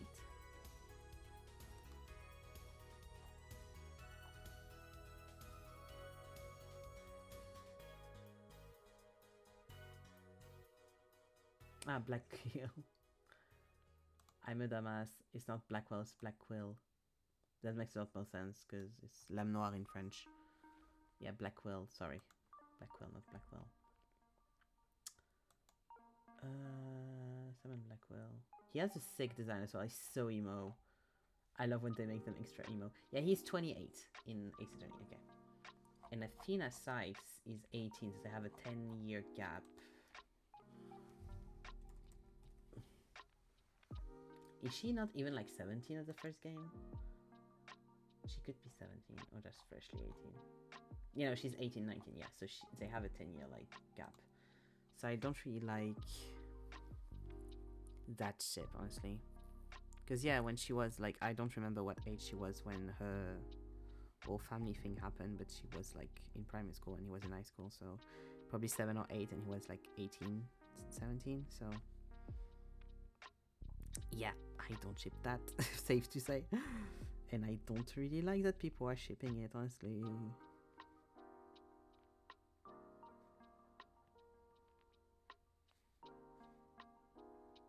Because there's too much history and too much stuff which would make the relationship very not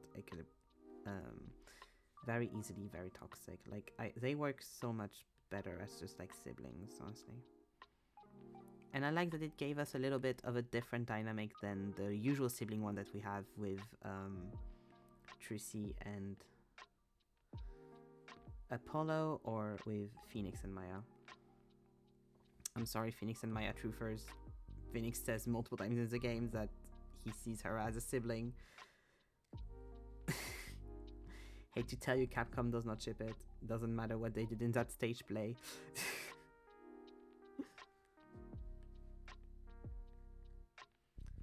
Like in the first game, Phoenix is like 22 or something, and she is 16. So like, nope. Doesn't matter that they do sometimes those kind of age gaps with some characters in Ace Attorney.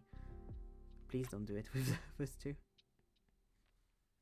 Yeah, that was what age is Phoenix in the first game? Because I know Maya is 16 for sure. Phoenix age.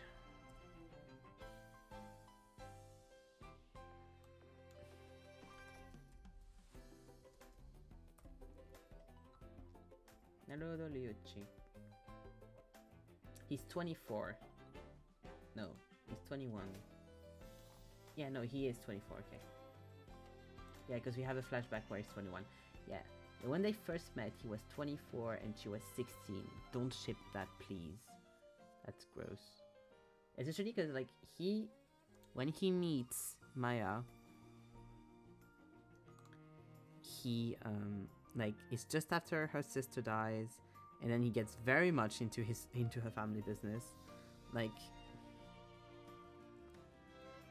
that would be very fucked dynamic. They work very well as besties and as siblings coded. Like, he very much... When you see how he takes care of Trucy, he clearly took care of Maya in a similar manner.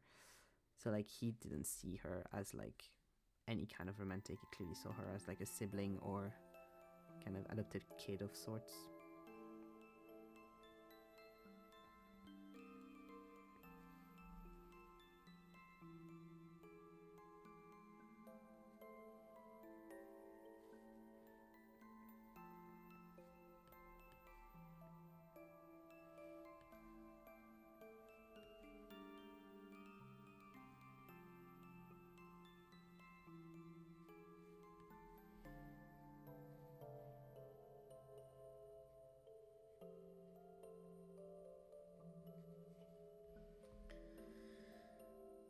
Da-da-da.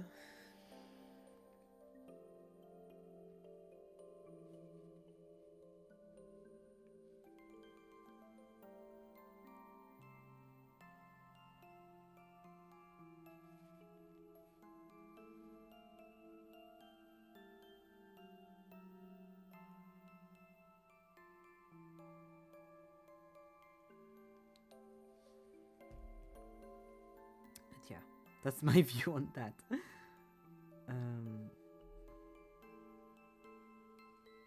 Ace Attorney loves, like, in Ace Attorney there are very little canon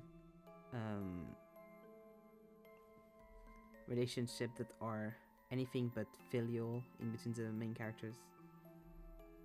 They really do like the found family trope to the max, honestly. Like all of the romantic stuff is like around and very much between characters that you're not going to see anyway anymore. Which I think is kind of funny that they never did like a romantic thing. I mean, the most romantic thing we have are like prosecutor and attorney stuff, so Miles and Phoenix, or Apollo and Clavier. But in regards to like within prosecutors or within attorneys, it's kind of like, no. We are all at the same firm. We are family. And I think that's kind of cute. They do the family firm thing a lot. They do it in investigations, obviously, but they do it in at the Rights and Co. talent agency as well, quite a bit. Having issue with his nose.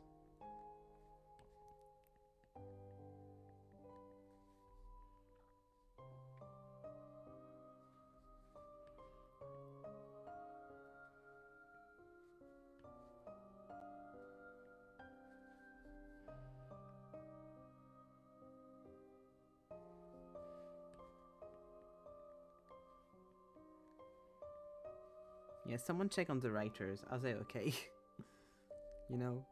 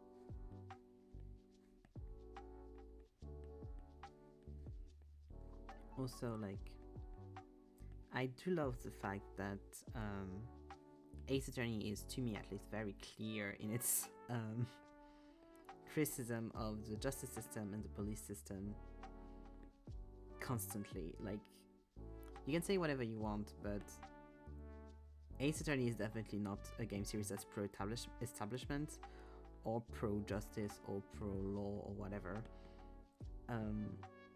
Even though the characters are like, we want to rebuild the justice system, we want to make it work, it's constantly showing us how rotten from the inside the justice system is, and how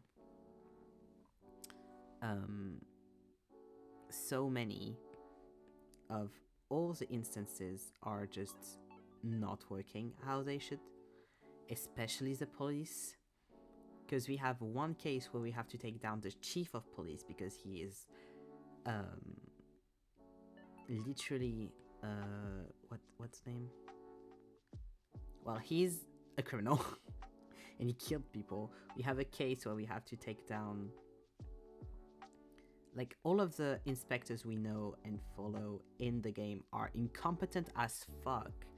It doesn't matter how lovely they are, it doesn't matter how much I love Gumshoe, this man cannot do his job correctly. The three police inspectors we know the most about are Gumshoe, Maggie, and what's his name? And the guy that has a microphone that goes very high. Two of them get destituted because they cannot do their job correctly.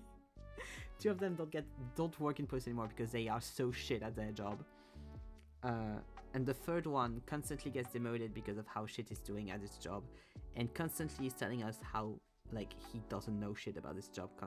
Like, we love him, we love Gumshoe, but he's not a good police guy. He's not a good policeman. He's not good at his job. And that is shown over and over again in the games.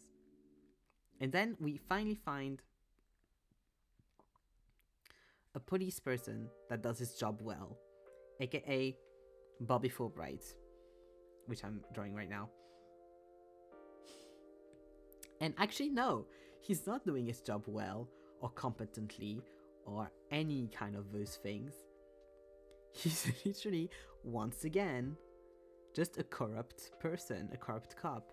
In this specific instance, it's literally a hitman that's been undercover for 20 years. Like, for more than 10 years.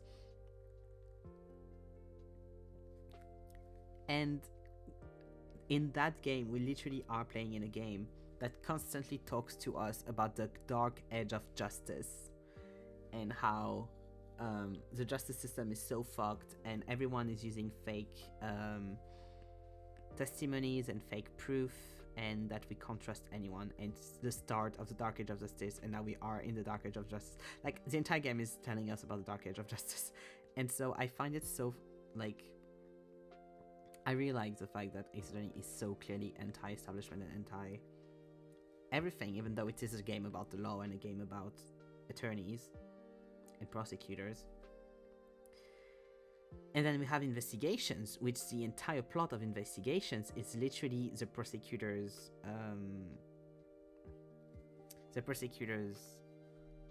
is what's it called? Office? Yeah, the prosecutor's office is fucked because the guy at the head of the office is corrupt once again, and we have to take him down. And judges are corrupt, and attorneys are corrupt, and prosecutors obviously are corrupt. I mean, we've known prosecutors. Like, we have multiple prosecutors in Ace Attorney that are explicitly corrupt, and we have to take down. Von Karma is just one of them. And like how deep it runs and everything. And how the government also is corrupt, because we have proof of two different governments that have in different ways corruption at the core of them. And people wanting to take over and shit that we have to take down. So, like, the whole game constantly is like, hey, everything is corrupt and the system does not work. And it needs to be broken down from the inside. Like, to the point where the whole, like, a whole plot point for the investigation series is Miles not knowing if he wants to continue to be a prosecutor because of how corrupt the system is. I mean, he ends up being like, I'll fix it from the inside. And hopefully he will. But, yeah. you know. And then we also have, of course, Spirit of Justice, in which the entire game is us going to another country where the system is even more corrupt than ours, and having to fix it from the inside with with a government that is extremely biased and corrupt, and where attorneys are not even legally able to do whatever the fuck they need to do, or they are also going to be sent to a death sentence. Even though there is some racism in that plot point, and I won't like act like there isn't. There is a racism problem in Spirits of Justice, I think, but it is still like a point on different justice systems, and specifically in that case, how religion and justice doesn't always converge, and how religion can be used as bigotry to try to get to political means.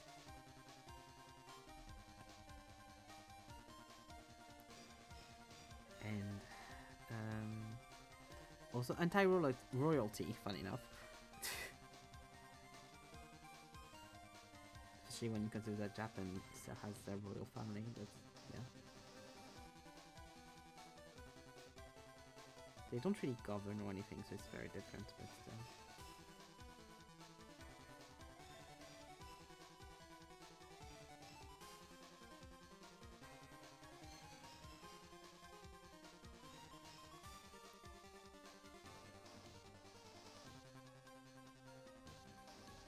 The game has its faults, but it does quite a good job at just being a good criticism of the government and justice system that we have in place in different government types.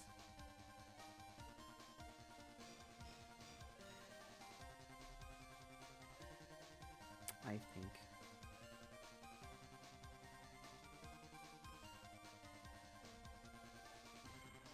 I mean, we literally follow people that are labeled as terrorists and they end up being the good guys. So, like, I think that's a good thing. You know?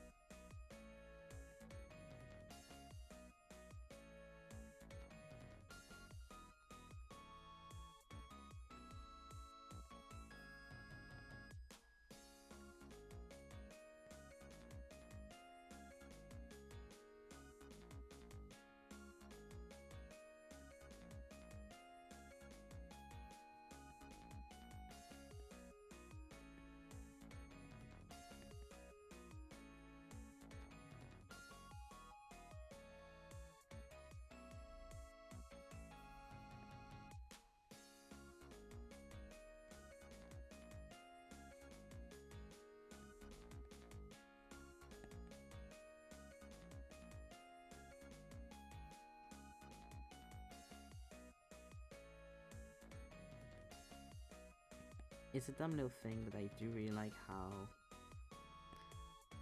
the Phoenix Wright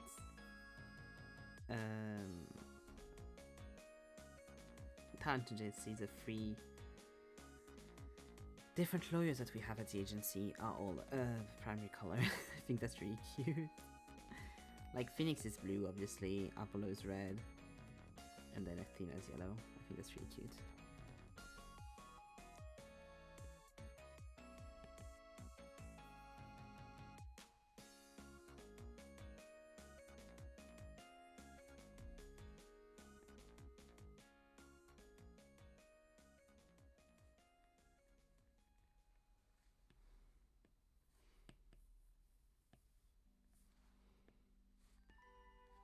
Go.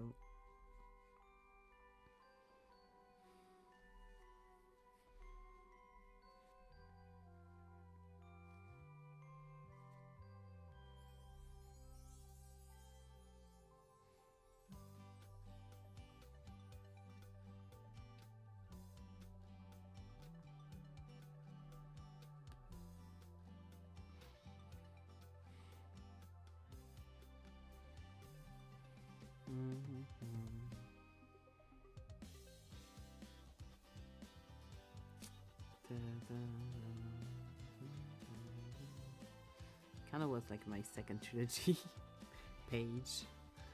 I don't have anyone else on the second trilogy. I'll probably. Okay, yeah, I'm going to do that. I'll do Godo here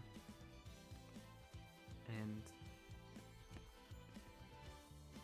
maybe Guns here as like a small little chibi. And then we can do the second page with the games that are adjacent to the trilogy, to the two main trilogies, because Godo and Guns are the two characters I have in my lineup here that are from the first trilogy. And then the three other characters that I have listed on this page are characters from adjacent games. So we have one character from Investigations and two characters from The Great Ace Attorney. But I kind of want to do a big thing for Godo because he is my favorite character of all time. You know what? No, I kind of want to just make him a little guy. That'll be cute.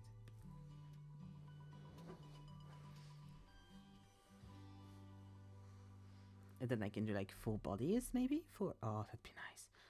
Full bodies for the three of them. Yeah, that works with me. That works for me.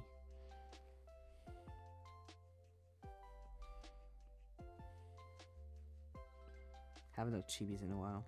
That's not true. I did a chibis commission for emotes, but since they were like not chibis in my brain because I drew them for so long, and I was doing color for a while in my brain. I haven't done them in a while. So technically I haven't, but also I kind of have. I guess. God, I'm excited to put the emotes in my portfolio.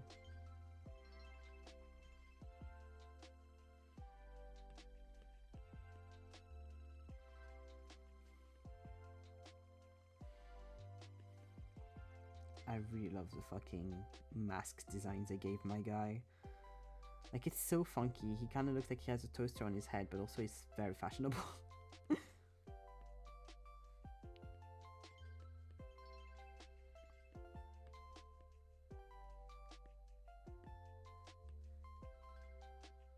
Somehow they managed to do that.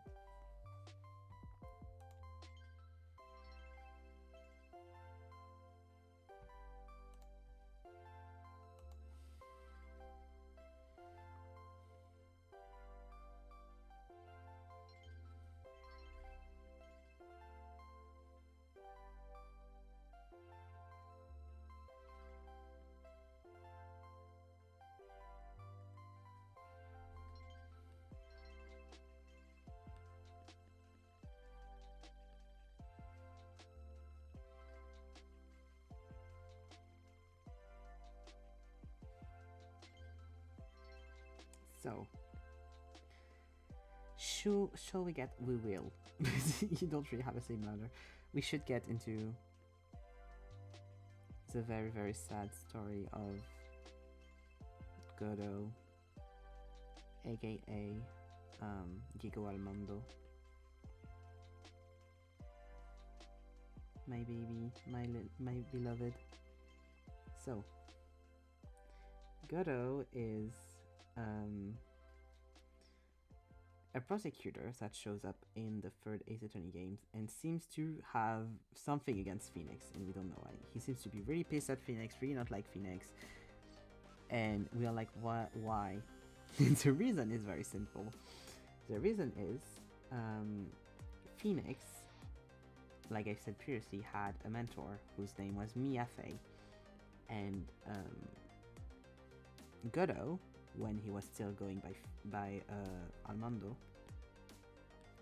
by Diego Armando, used to be dating Miafe, and after a case, her first case actually, against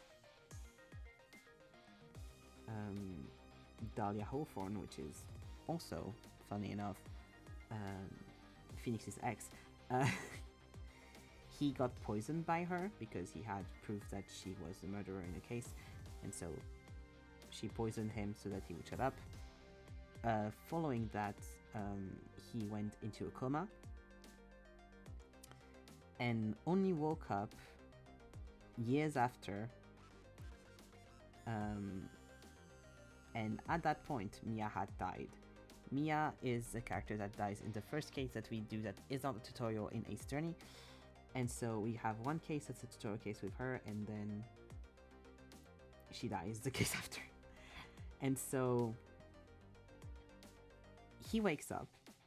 His girlfriend that took care of him while he was in a coma and stuff passed away. And all that he knows is that she had with...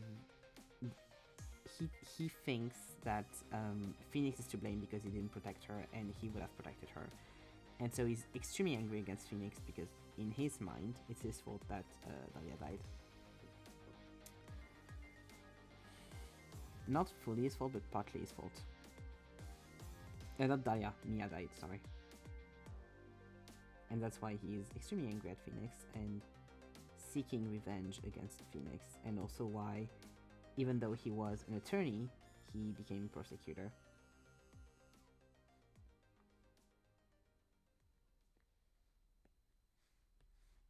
So that he could battle against Phoenix in court. And put him back in his place, which didn't work because Phoenix is a better attorney than he is a prosecutor. And also the people they were against were guilty, so, you know, justice, all that. And it is so fucking heartbreakingly painful to me when replaying with Deke, who of course doesn't know all of this yet because, you know, the case is coming. It's literally the next case we're going to play in the order. And Godot sees Mia when she is called by Pearl on the stand. He sees her and he can't really say anything, and he immediately softens up and he immediately lets stuff go. He's like, okay, he can do whatever the fuck he wants. It breaks my heart that he gets to see her again, but he doesn't say anything, doesn't have anything. And there's this incredible scene at the end of Ace Attorney where you win against Godot, and he sees Mia through Phoenix. He sees like that she really was his mentor, and like he learned through her and stuff, and he cries tears of blood because yeah, he can't see red, so it's a whole like thing. But yeah, it's very sad, and it's like, yeah, you did a good job. It's good. And there's like a few illustrations of him talking to Ghost Mia, and a few illustrations of them younger, working together at as attorneys and taking care of each other, and it's extremely sweet. And they are honestly the best love story in Ace Attorney, in my eyes.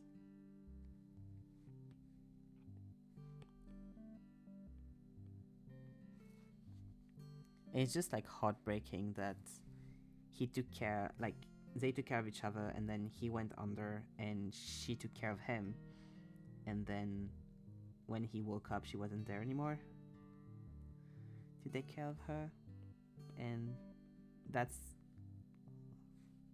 I can't remember if it's like a mix of both or just the shock of her loss that turned his hair white, or like just him being under for so long, like in coma for so long, turning his hair white. But he got like Marie Antoinette syndrome from the whole thing, because his natural hair is brown, and we know what he looks like before, and he looks a lot better now. Let me just say this. I don't fuck with the headshot we have of Diego Armando. I fuck a lot with Gordo. Yeah, he's also visually impaired, so he's also disabled, but yeah.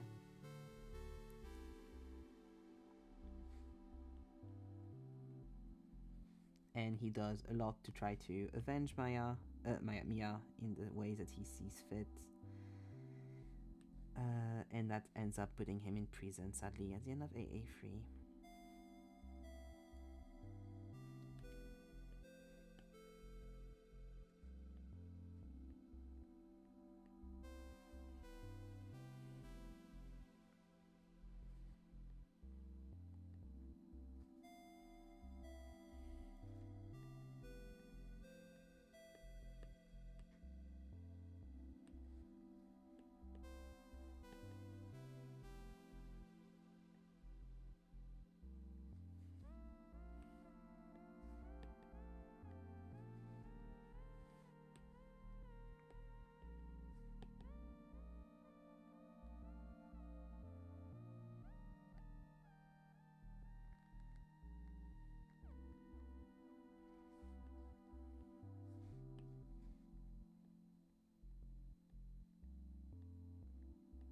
I don't remember the whole detail of the affair of why he ends up in prison.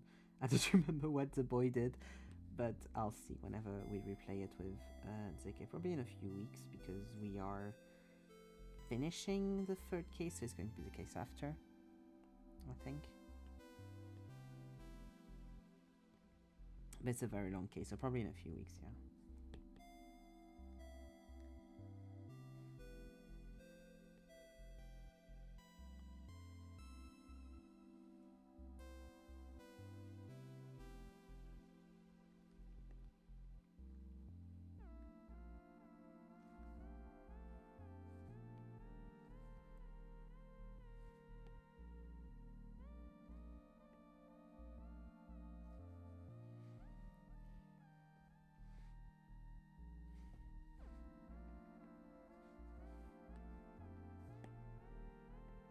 Going to give him black pants, because yeah, he has black pants. Nice.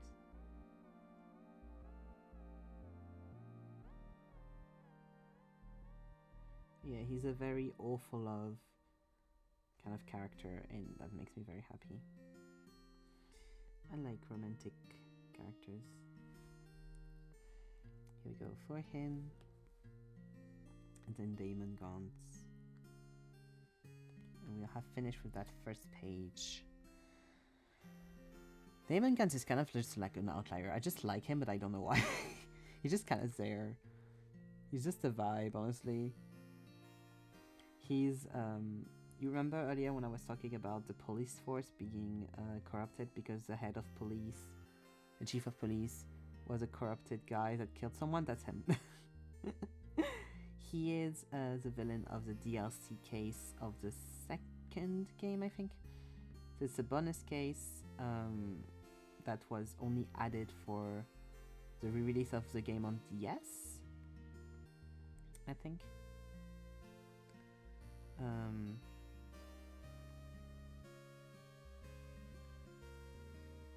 Oh no, it was the DLC of the first game. My bad, not the second, the first game. And it's kind of fun because basically that DLC was very popular and introduced the character of Emma Skye, and Emma Skye then becomes a very important side character for the second trilogy because she's a wannabe scientist, medical examiner, and so she then becomes one after the flash forward of years, and then we run into her again during Apollo Justice, and she works for the prosecutor's office now, and she helps us, and we can examine things in a scientific way thanks to her, like fingerprints and stuff.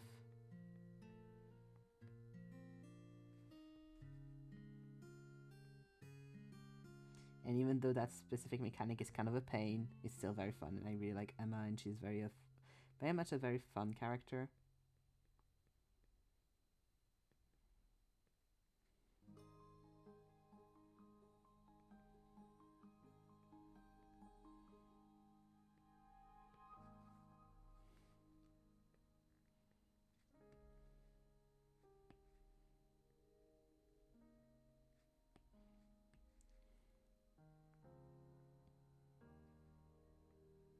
She's constantly grumpy and snacks all the time, which I think is a vibe.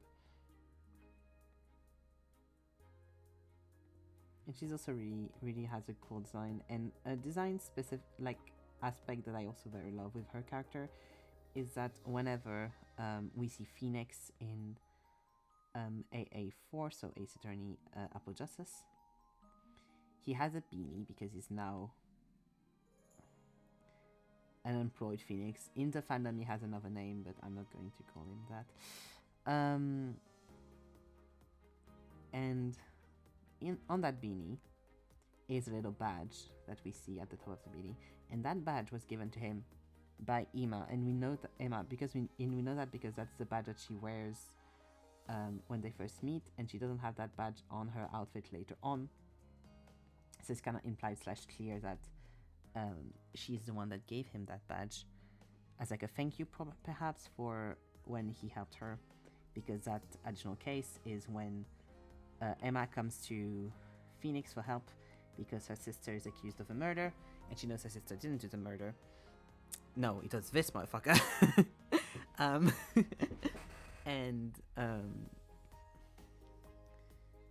so she goes to Phoenix for help, and he helps her, and he solves the case, of course.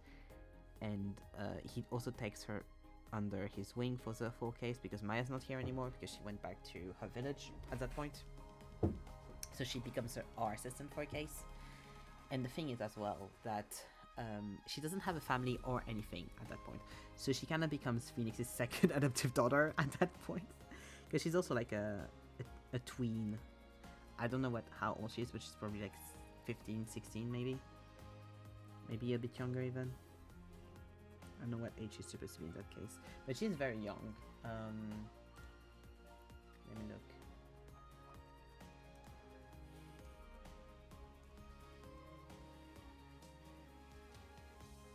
There we go.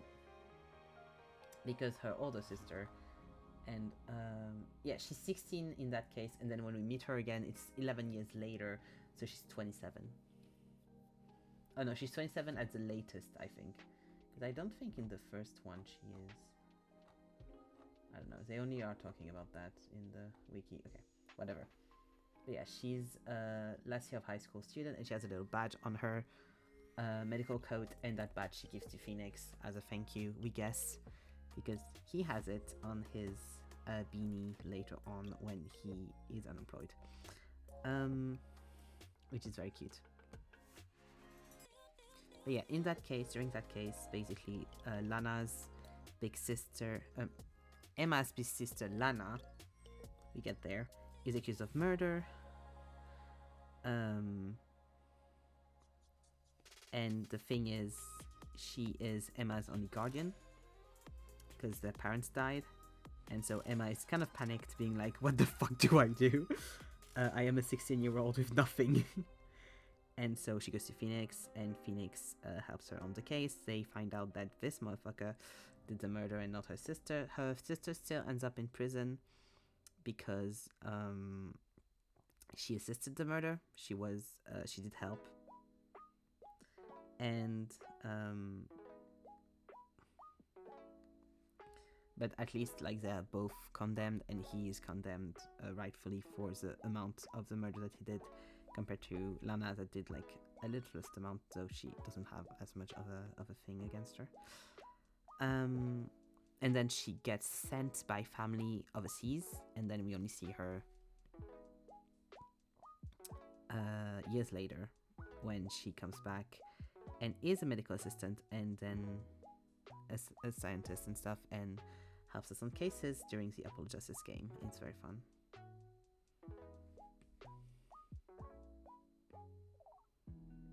And she has, like, they really had fun with her character, I think, because she also, like, has a whole thing where she becomes friends, like, Satmadi, which is a prosecutor in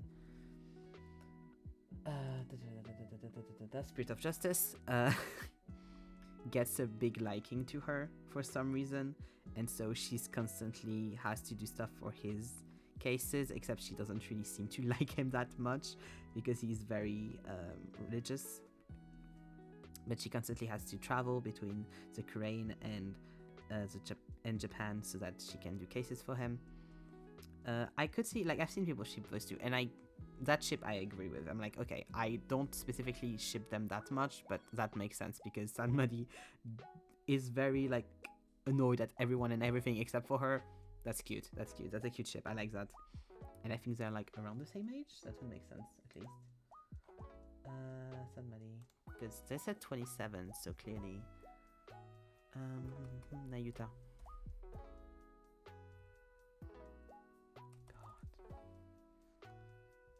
Oh, it's because... No, that's his name in French. Nayuta.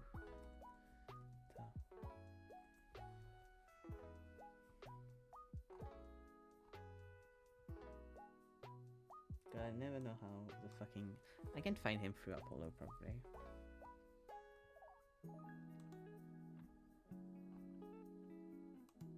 There you go. Because of the whole fucking... brother thing. They haven't put him. That's because the fucking French fandom wiki. So they don't have like the most updated things. Okay. Sadmadi. Here we go. Here we go. English one. That is actually updated.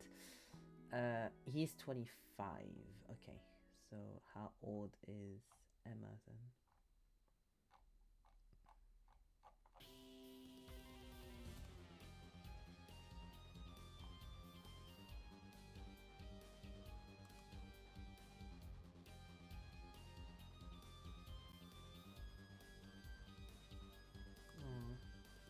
Yeah, she's 27 then at that point, I think.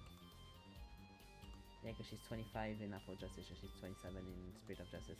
So she's actually older than him. Oh, cute. Yeah, I could see it as a little ship. I think that's cute. That's a cute ship.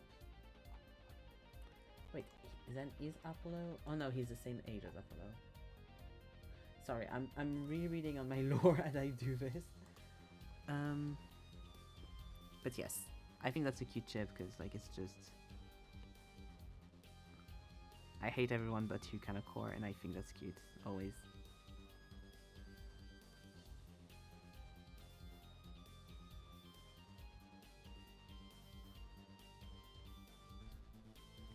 And like 25, 27, that's more than fully fine. They're in the same field and stuff. Yeah, the only issue would be like the fact that Sadmadi is Emma's boss.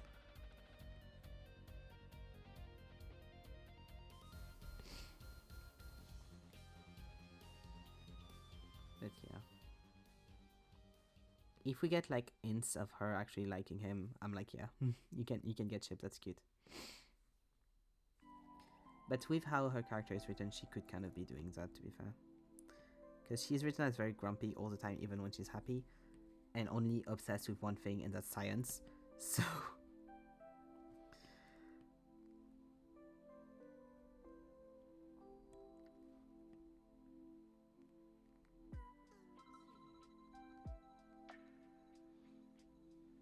Here we go. Just going to not go over that. Here we go. Demon Guns. Here we go. I'll write the characters' names next to them. I think that's good. Use the dark blue. Leave the dark blue. I always say Gaunt's with Gant.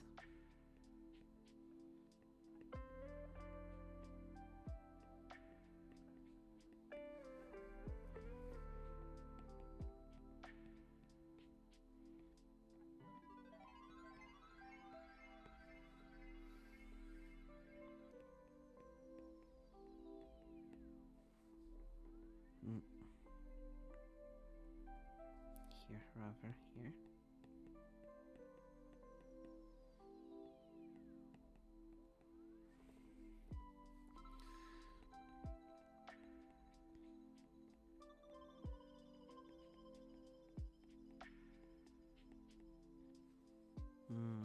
We'll have space with his full name now.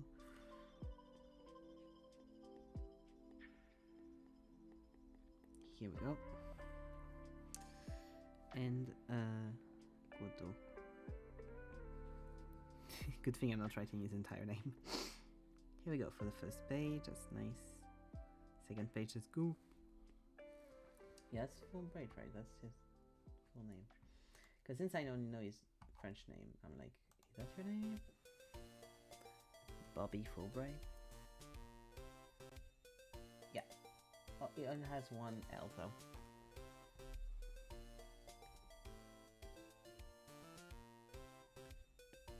Perfect, then I can like really squeeze it in nicely. There we go. Okay.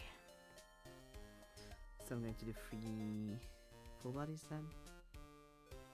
Yeah. Let's start with you. I don't have really an explanation for him. I just like him. He's a sickly. I think like it's just when I I saw his character portrait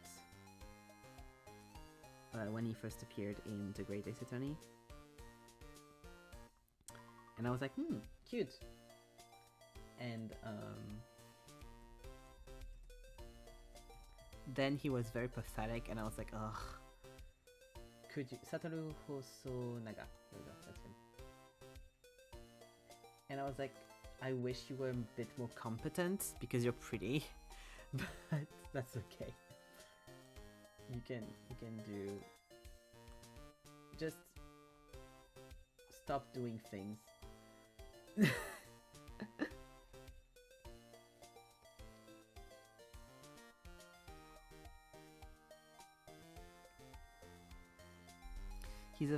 He's another example of Ace Attorney being like, all of our detectives are shit, because he is an undercover detective and he's not doing his job very well, because he was supposed to stop a murder, and the murder did happen, so you know, he yeah, but he's pretty, so at least he has that going for him, but you know.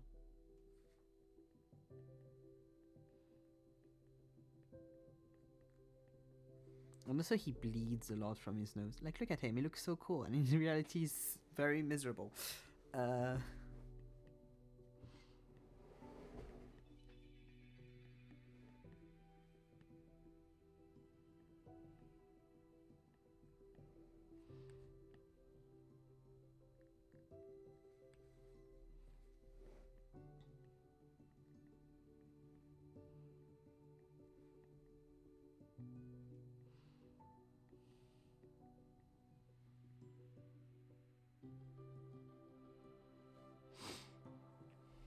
Yeah, the legs are not the right size. If I probably did the torso too long anyway. So, here we go.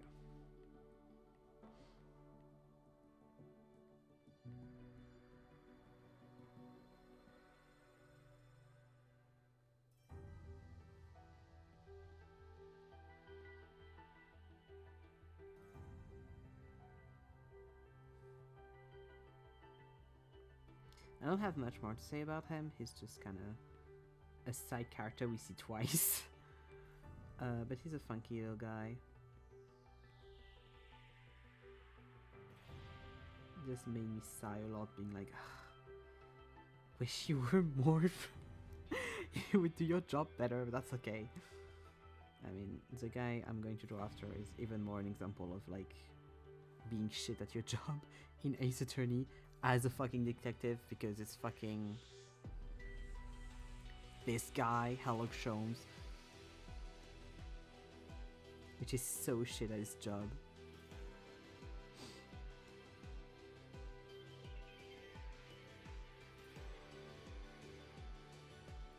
So incompetent, I hate him so much. I hate how good his design is.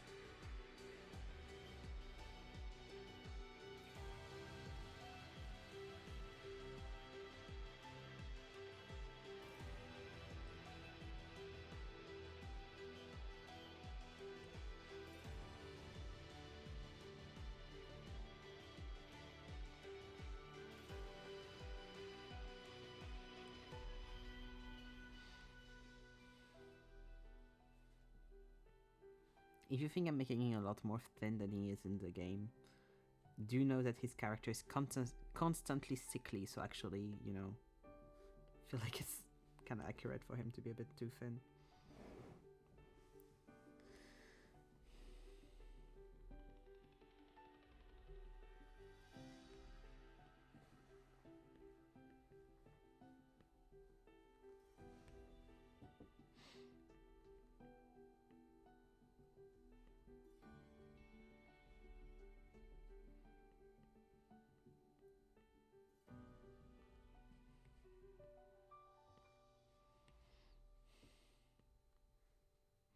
And then we get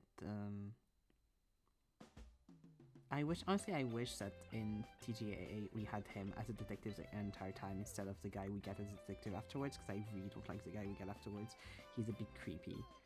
He kind of preys on Iris, which is a child, like a small child, and I wish he didn't, but he like Hmm. He's creepy to her. And I don't like that. Ace Attorney as a series, even though I love it with all my heart, has a lot of issues. And one of them is constantly making characters that prey on kids, and I wish they would stop as comic relief stuff, because it's not funny, it's just creepy.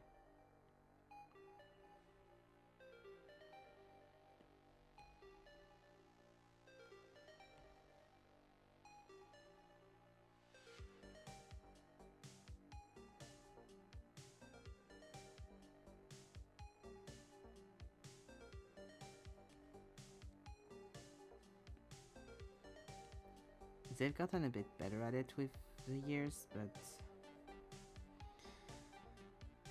since the most, like in the line, isn't the most recent the second Ace Day? Yeah.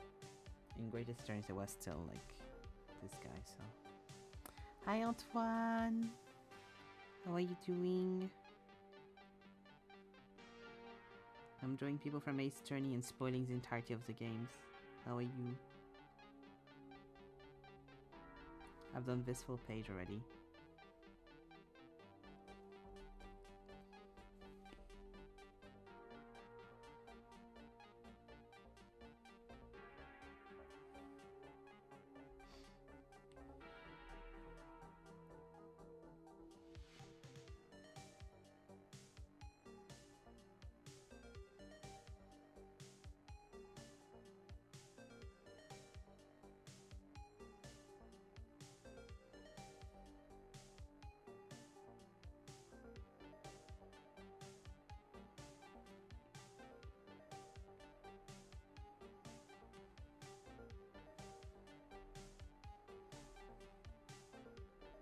Thank you.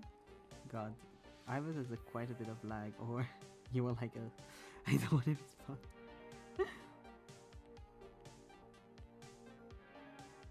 There could be a little bit of a delay, to be fair. I usually have a little bit of delay.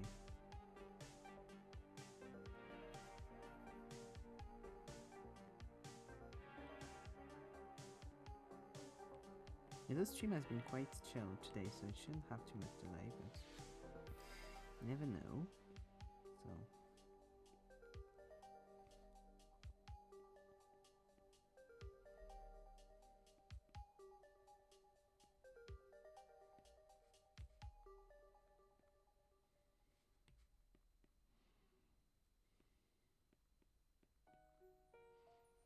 I'm proud of my mischief. I made a gift with a friend for the birthday of a friend. She almost cried because of the fun and wholesomeness. Aww. That's really nice. That's really sweet of you. You'll have to tell me more in detail in DMs. Please. Have delay and slow right. Yeah, that's valid.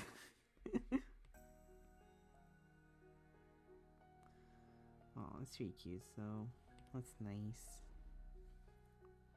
Oh, Antoine as well. I forgot to send you a review, but I watched Mickey 17 yesterday, and it was really, really fun. I think you'll really like it. So you should watch it.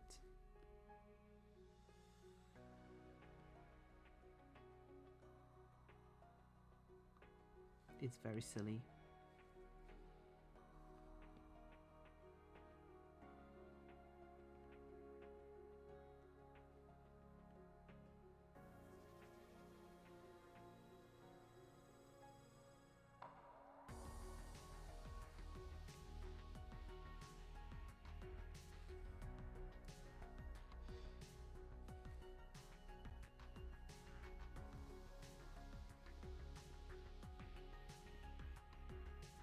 Yeah, nice, nice.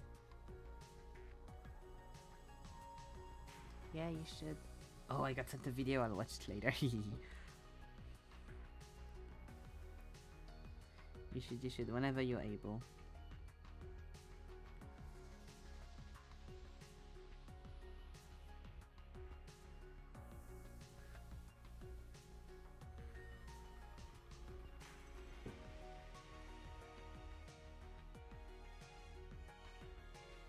How many do I have that have? That's the 4th character that has glasses in this spread. That's fun. And the 2 additional ones, only one has glasses, so it's not too bad. It's not an overwhelming majority of glasses, but it's kind of fun how many they are. Yeah, I got it. Thank you, Antoine. I'll watch later. I'll watch after stream.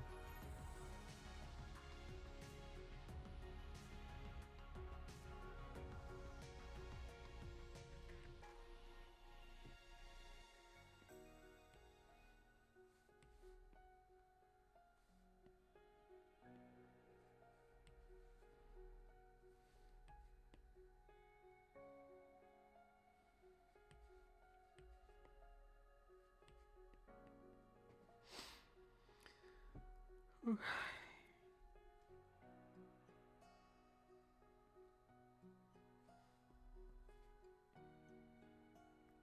more like this, then like that. Here we go.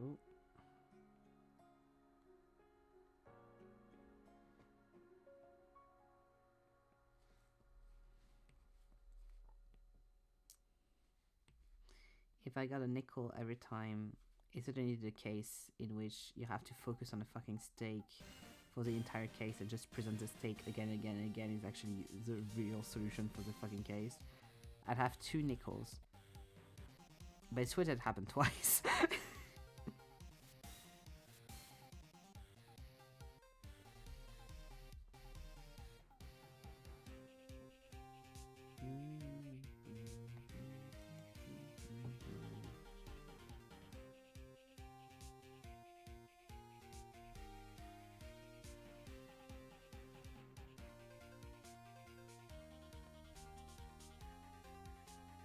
No.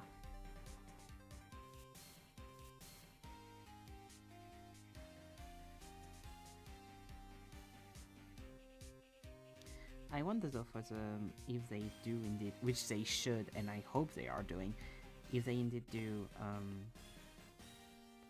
the English French versions, like all the international versions, for the Great Ace Attorney like they've done for the rest of the games. I wonder if they're going to translate all the names then, because that was kind of the thing with the other like series of Ace Attorneys, like since it's supposed to be happening in you know, Japan, America, they translate the names of everyone and stuff, but since this one is very clearly like with Japanese people and it's in Japan stuff, there are a few characters that just have Japanese names. I'll probably just keep them then, because the English version did that. Because usually we have play on words in the names. It's a bit sad that we're not going to get the play on words for some characters because of the Japanese of it all. It's fine.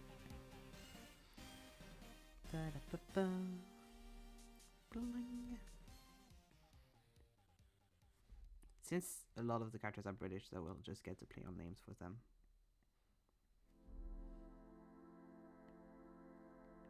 I answered my own question, I realize. Can't wait for the silly puns with the names. Yeah. Well, there's been no announcement of them coming out with the French or English version for these. So we'll see. He would probably keep the same name because he's supposed to be Japanese, I think. Well, I think so, since, you know, his name is Satoru.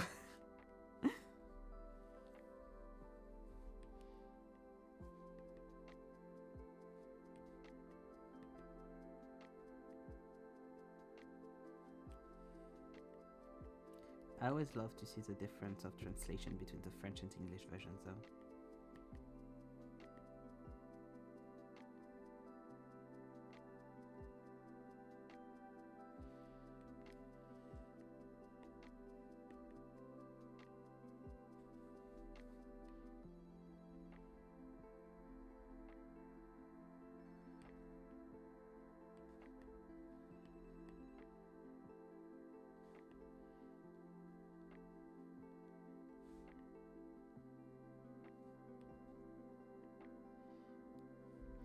More precisely, can't wait for you to tell me the puns. I probably still not play the game.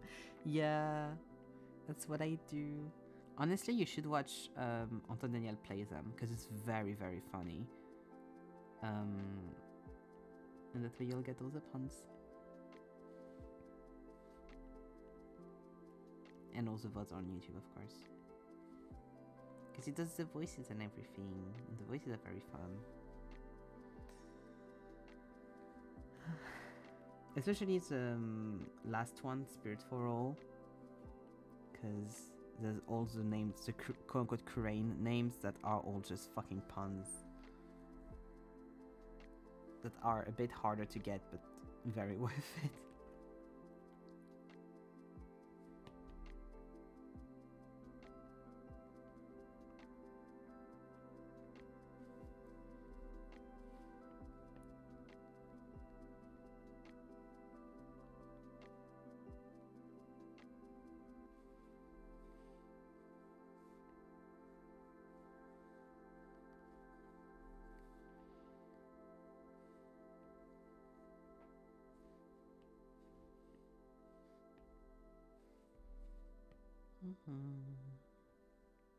Maybe I still don't really like the guy. Oh, really? Thought you were more neutral than not like him.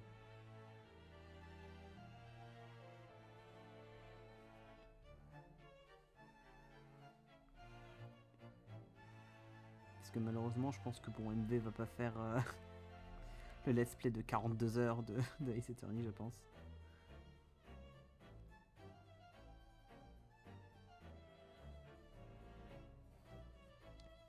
En tout cas, ça m'étonnerait.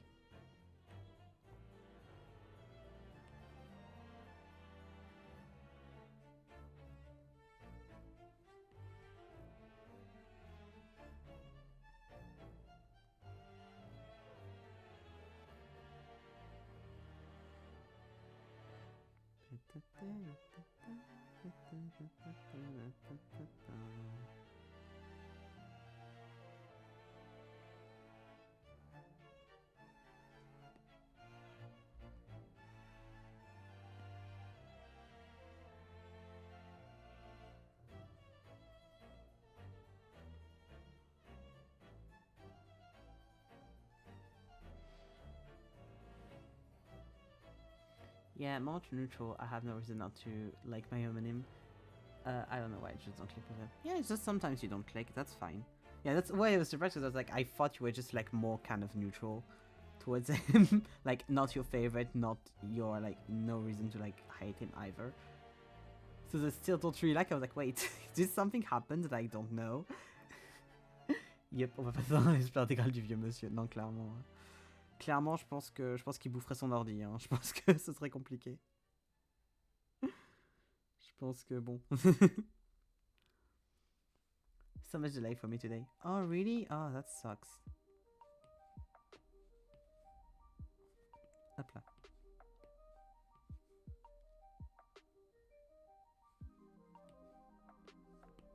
It's so weird as well, because I'm supposed to not have any drop frame and stuff, so it's not supposed to be that much delay. I feel like it's maybe you, to be fair, because I feel like earlier I was chatting with people in chat, and I feel like there wasn't that much delay. I don't know.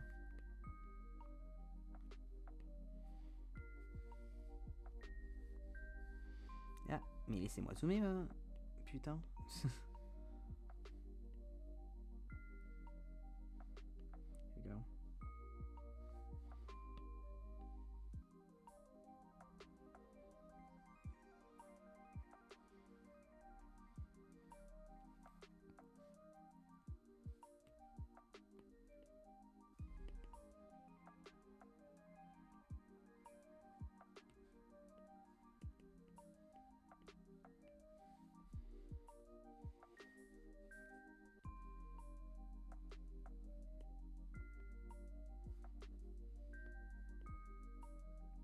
Probably my potato computer, yeah, I have 30 seconds. God, that is a lot of delay, yeah. Wow. Hell.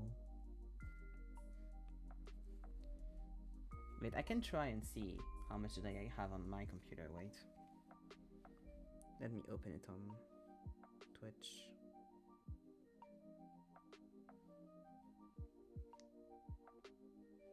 Wait, let me write something in chat. Oh, oh. Well, I don't have any delay. I don't think I have. It's immediate on my screen, so. Oh wait, no, I'm dumb. Yet, wait, I have to do it again. I'm dumb. Okay. 1, 2, 3, 4, 5, 6, 7, 8, 9, 10.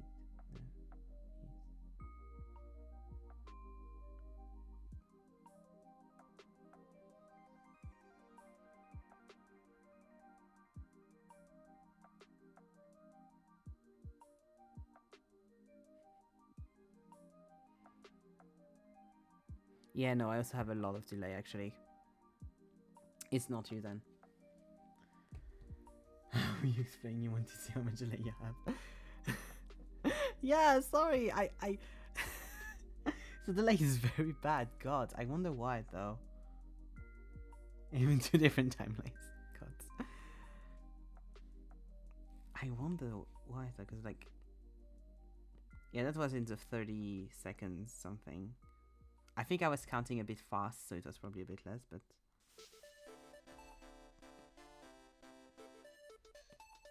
Hi Cosmo, it's going well. We are here so far. So 1.5 pages.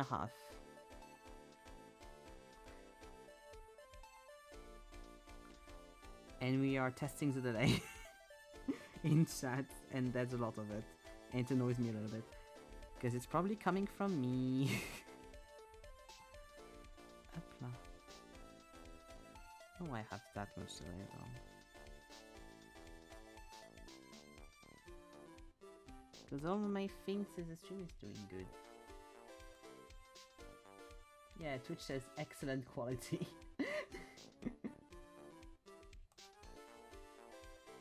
Thank you, Cosmo.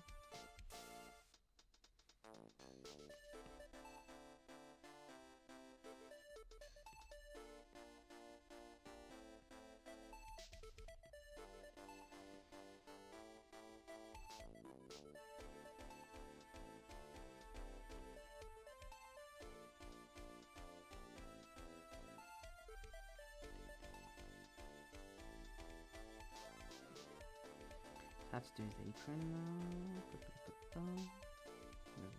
Yeah.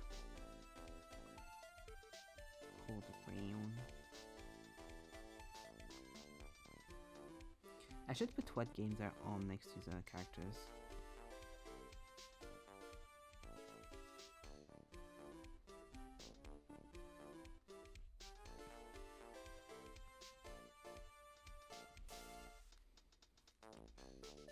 The from of their own.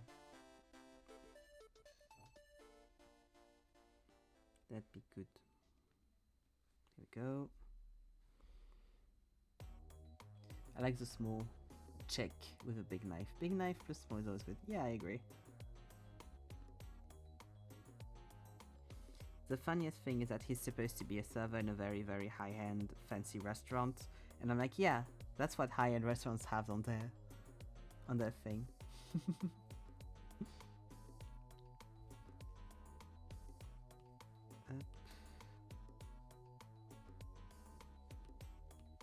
Yes, Poussin is a check in French.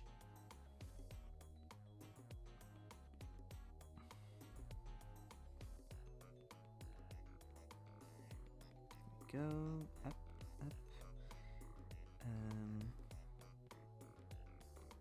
A426. A4. That's how it's called in French? Yeah.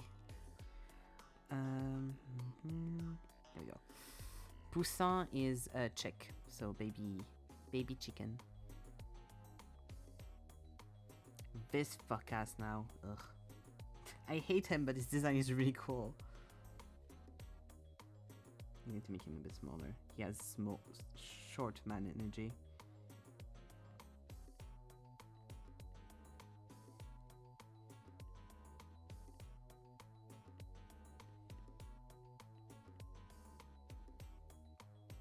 Chick is Poussin, chicken is poulet / poule. Yeah.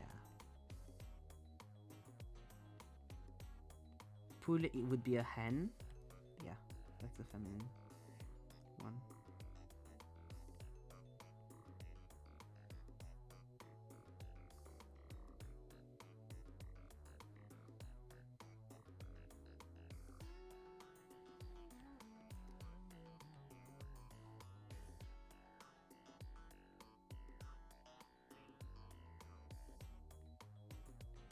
And poulet chicken.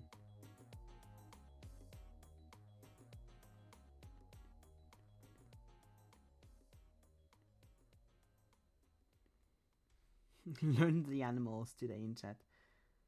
Isn't Clavier the piano? Yes, that's also the guy's name. Because they called him that because he's a musician. And German.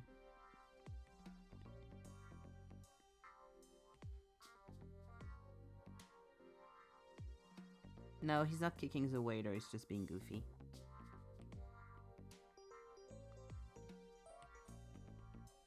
They're not interacting. I might make a simpler thing though. Wait. I don't think I like this. No, not what I wanted to do. Here. I didn't like that.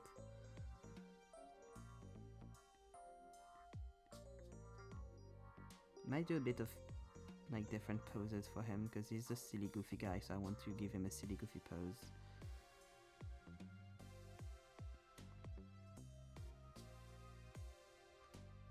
Hen rooster was the other name tag. Yeah.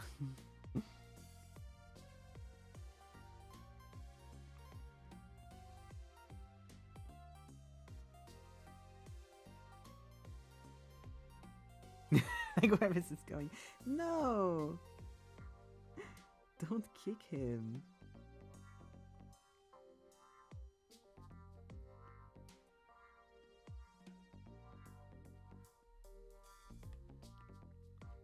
He's very incompetent at his job, but it's just vibing. Don't kick him.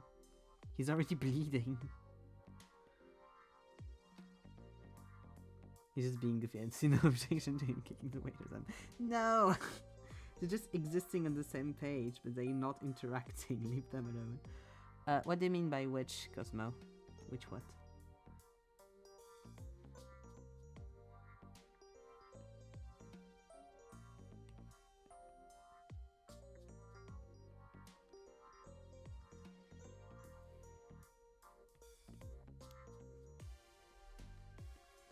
That's not going to be in frame.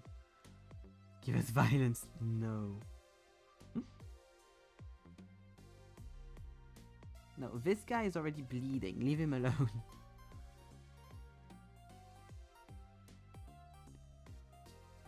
I like his gloves though. I want to draw his gloves.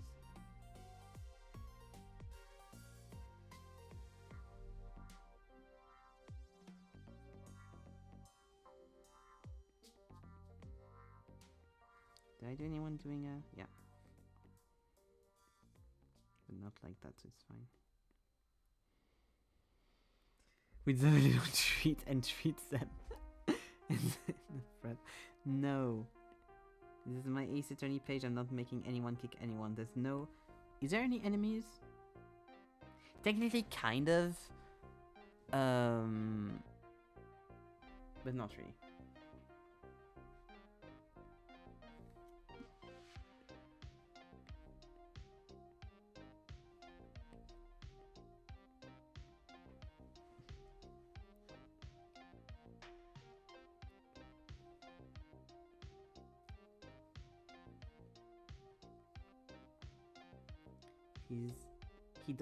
He does do boxing animations in the game. Like he's going to kick someone, but yeah, imaginary violence.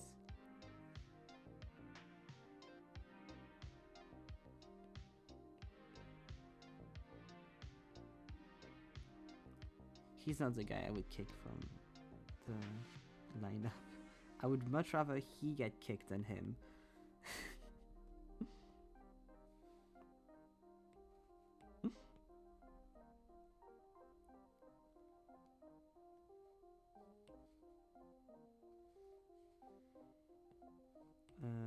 That's too long. Here we go, like that.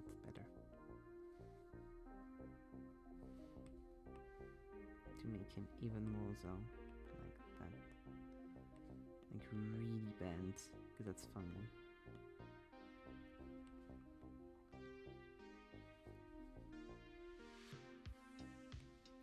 I'd probably like Kazuma a lot as well whenever I play the second one, but haven't yet, so I can't add Kazuma to this.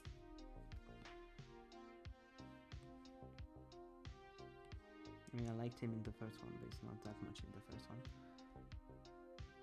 No, that is not a gun in his pocket. He also does not have pockets.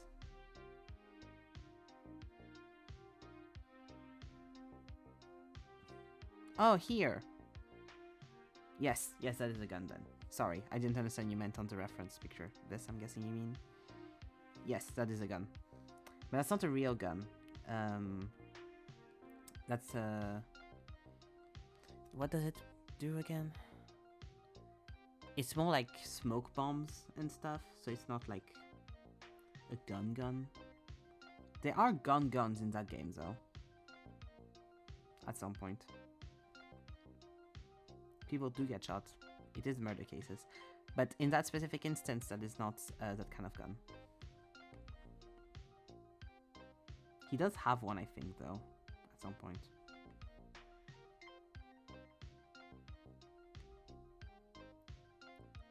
When you bend him, I imagine the bending going way far, like full 180. Yeah, no, maybe not that amount.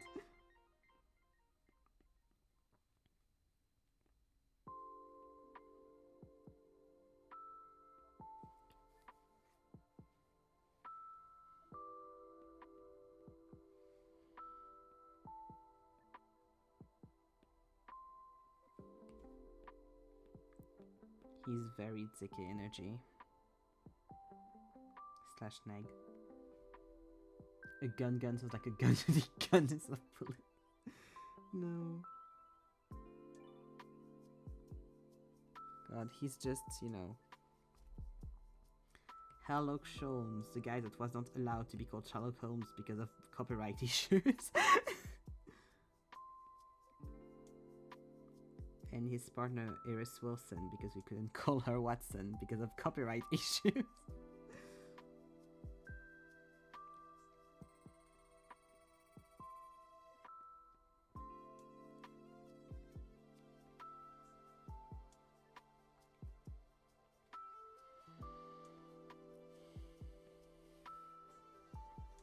Oh, thank you, Cosmo. That's very sweet. I try.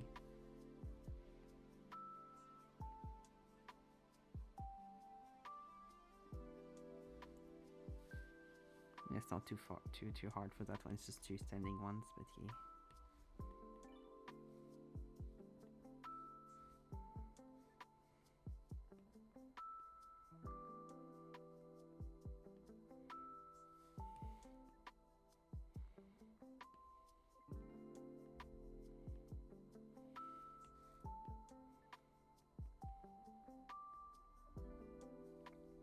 Also, if anyone wants lore on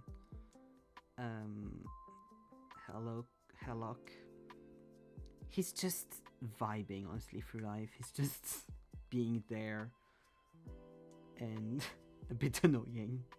And also he hangs off walls sometimes. That's, I think, a good summary of the character as a whole. And he is a perfect example of me explaining why Ace is a criticism of the police not doing that job correctly. I think, because this man is incompetent.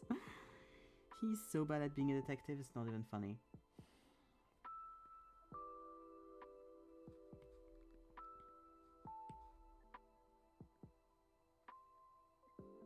How does his gloves... Yeah, his gloves are just like high up there. Here we go.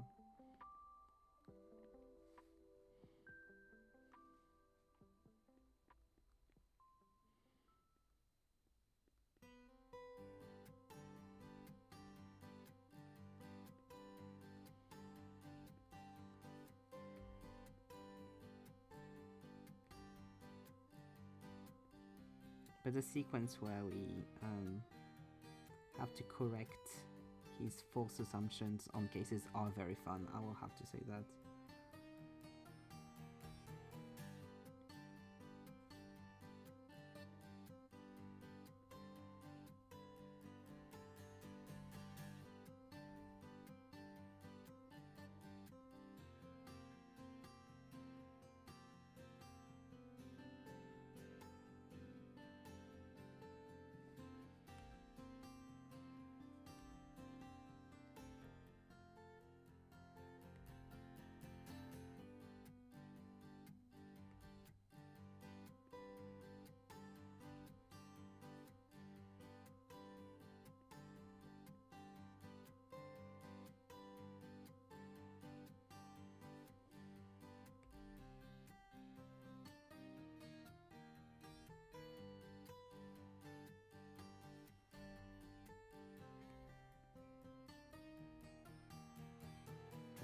face is so small. It's hard.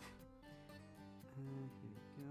I don't want to make him look like he's a 12-year-old baby, so I have to adapt that. Oh, I forgot to do his color and stuff. Here we go.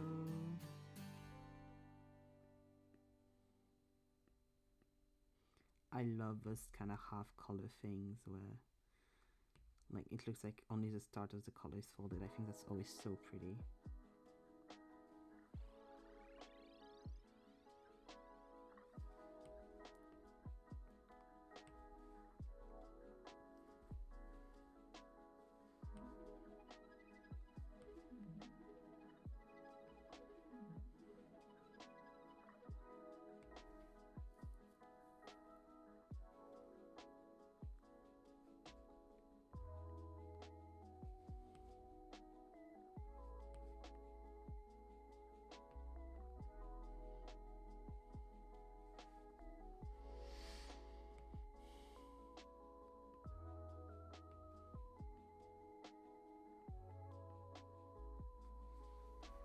Here we go. That's not too bad. Up.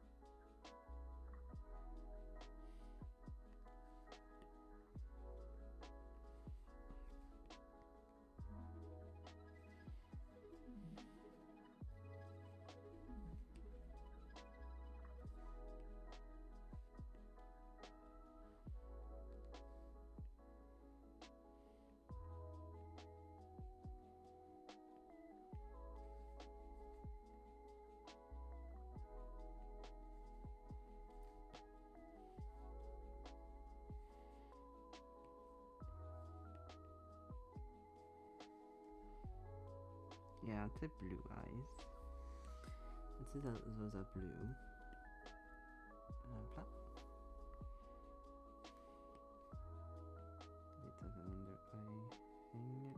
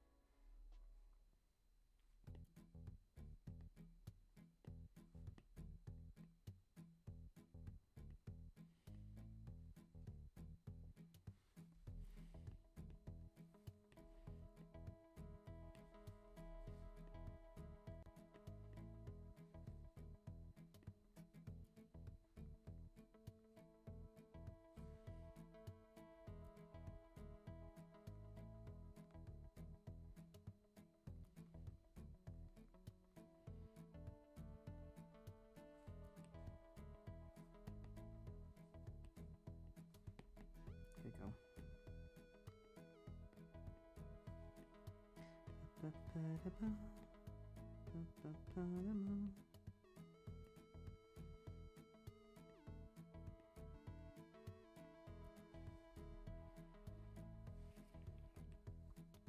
Also no, I'm not going to do monocles.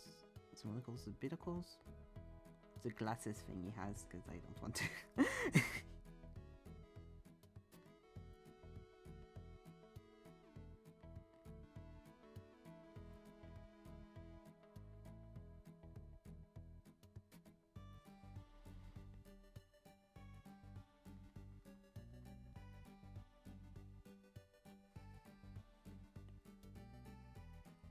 I do really like the fact that they gave them, both him and Iris, as a duo, very pink and brown color story. I think it's really cute. It works really well.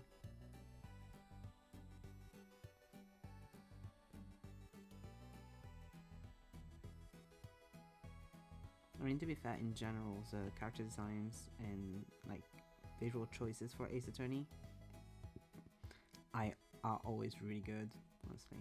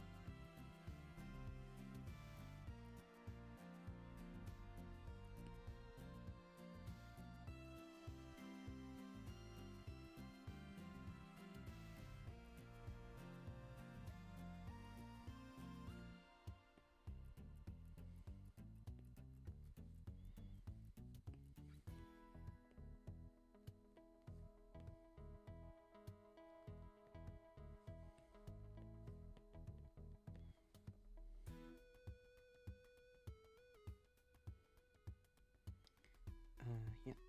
I'm forgetting something and I don't know what.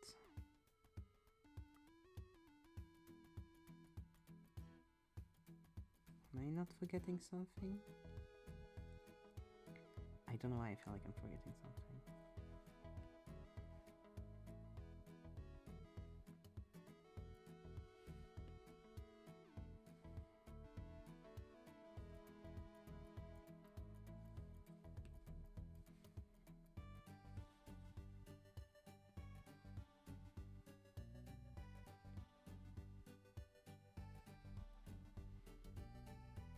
Oh, I think we're done with him. I don't know why my brain is like, you're forgetting something. I'm not. He's fine. Yeah, I haven't forgotten any details. Okay. Well, there you go, bestie. And then I'll try to do a little bit of less guy. What's his name?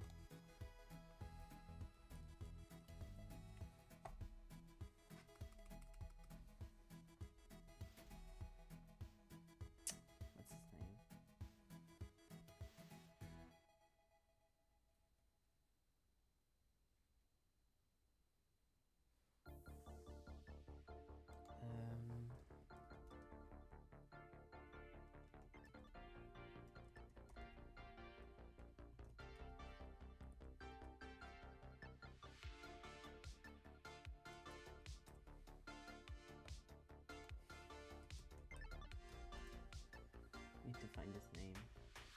No, it's not what I'm looking for.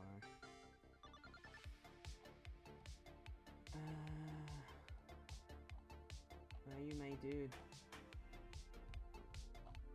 Because he has a hard name too. Ah, here. Yeah, his name in English is fully fucking fine. His name is French, is like something else. Here.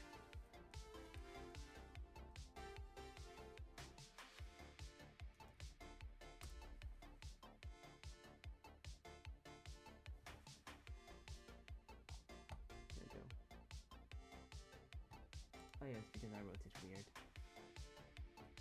I mean, it is written weird, it's not me.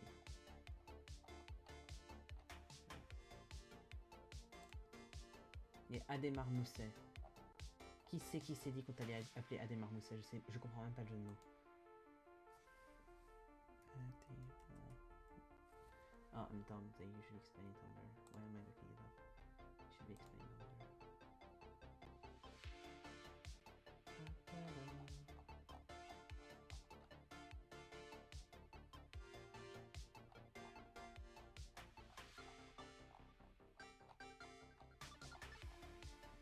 Okay, name.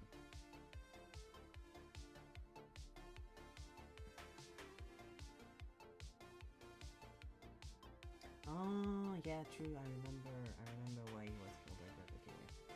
That's the good thing with Ace Attorney English wiki specifically, is that they explain all of the puns in the names and the references. Because sometimes it's not even a pun; it's just a reference to something. It's really good because sometimes the people will do very different approaches in different languages, and so it's hard to be like, okay, what were you trying to say here?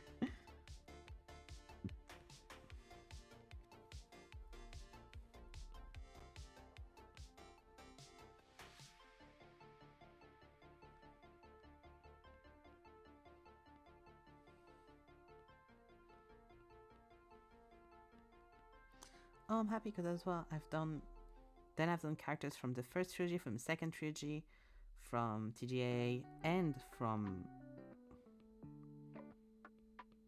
this, from Investigations.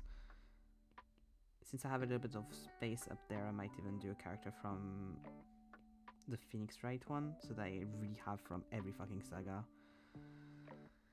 It's really like a show of all of Ace Attorney.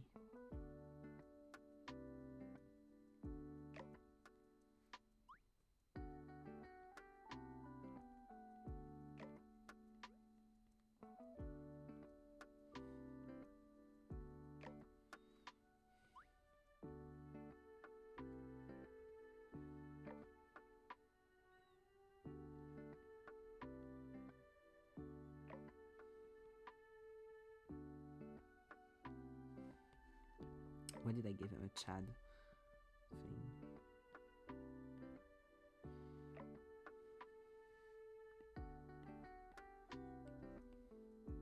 Maybe there's a cat girl from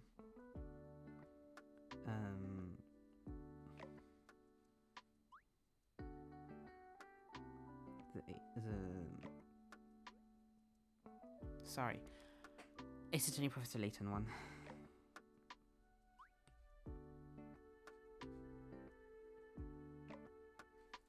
God, I had a second here where my brain just went wee.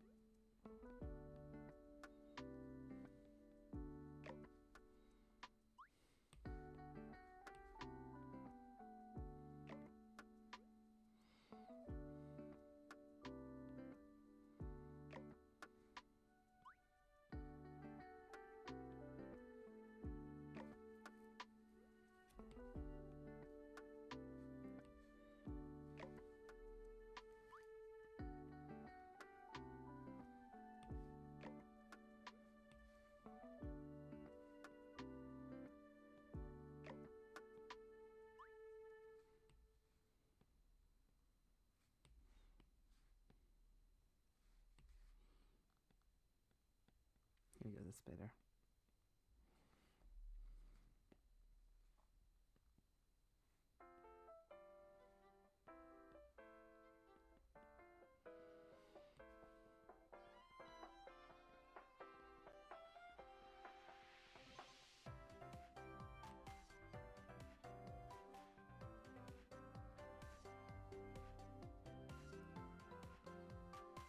So, Simon Saints is the name of this guy. And I hesitated to even put him in that form in the thing, because his other form I don't really care for. I really like him like that, because he has another outfit and stuff in game. But this specific form is a spoil in of itself, so you know. I was like, should I even put him in? Because like, just him like this is kind of a spoiler. I think it's fine because I don't think anyone is going to see this and remember whenever they play investigation, so it's fine.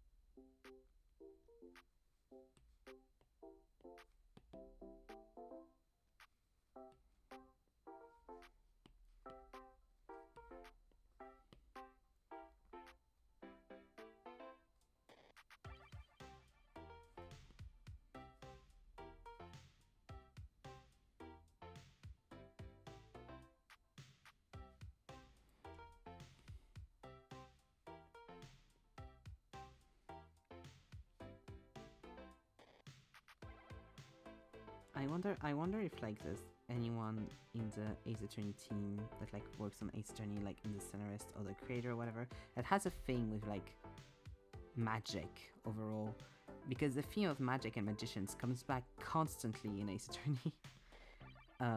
Of course, there's multiple clown episodes and stuff with circuses. The most fun one being, of course, the Big Top. In Ace Attorney 1, which everyone... Or in Ace Attorney 2, which everyone hates for very good reasons. Turnabout Big Top. And, but there's constantly stuff with real and in-game magic, because there's multiple types of magic. Magicians that come back constantly.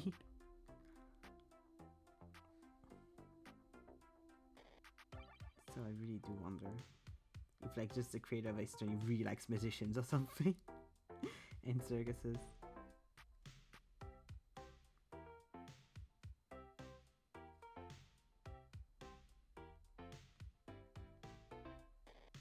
Someone ought to ask him like, what's the deal? What's with the circuses? What's with everything?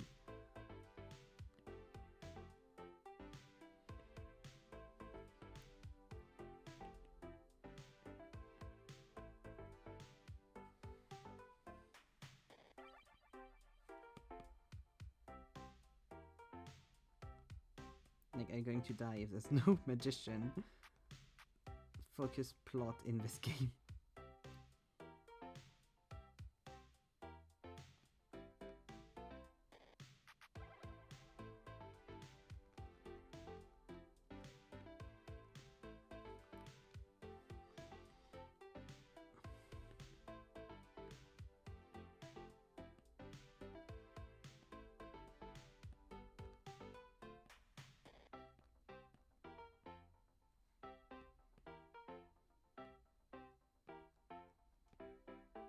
Also, I really liked how in AAI, so the Ace Attorney Investigations, they bring back Chili the Killer, because I think he's such an interesting character and he does like get away at the end of AA too.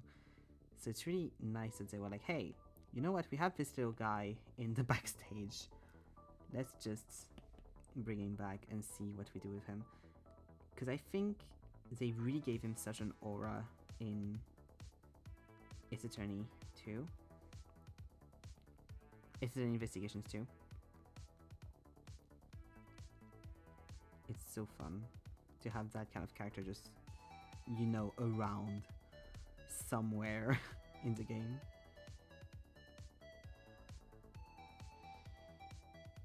That's just kind of untouchable by the plot.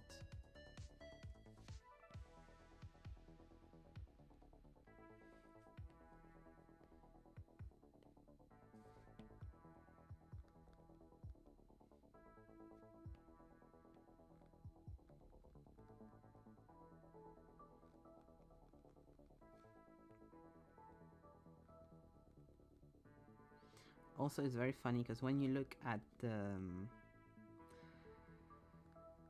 section in the Exeter Investigation games that like you have all of the concept art and stuff for the game, you can see that one of the concept artists was clearly very much simping for Shelley the Killer, because there's no reason to draw him like that. There was no need, but it was done. Multiple artworks of him half or full naked fighting. Good for you, bestie. I'm happy you got the job. I'm happy you got to draw your little guy like that. I'm very happy for you. But it's very like unexpected when you don't know. You just turn the page and you're like, oh, hello. I should do a few eye shinies while I'm here. You have one, you have yours. Get your eye shinies, biboo.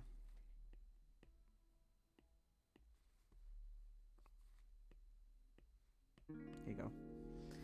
Okay. Maybe draw someone from...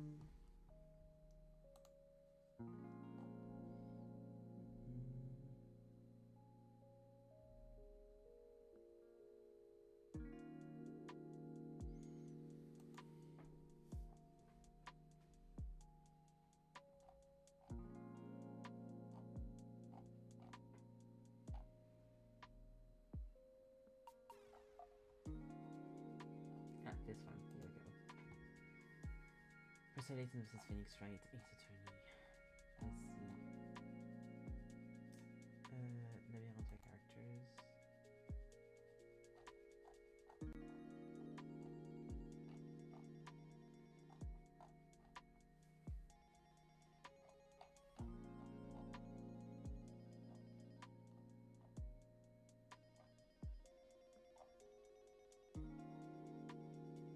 Let's use I'd like to draw. I think his name was Garrett.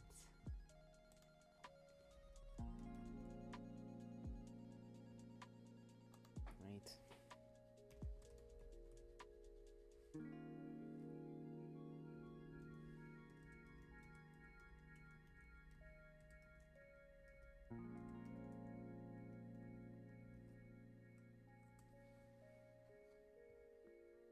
No, it wasn't.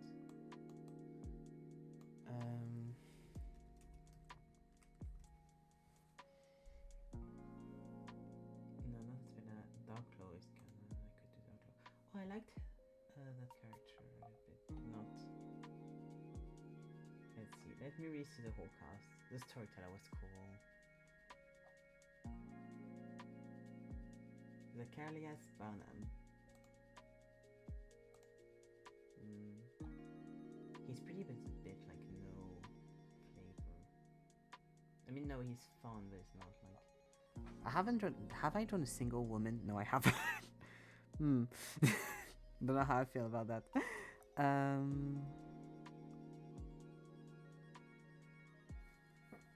Should I do Darkclaw just because I should, maybe? I like Jean. Okay.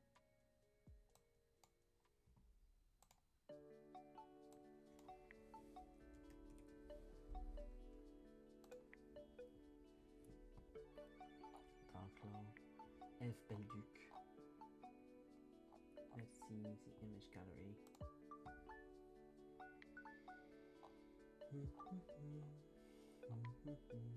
Oh, cute.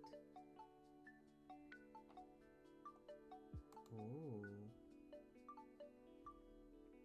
I'm looking at the image gallery for references, and there's some of the character art that was done but not used. Ooh, that's really cool. Okay. That's what I need though. This is... yeah, this is what I want. Okay, great. Thank you. Up. Let's go.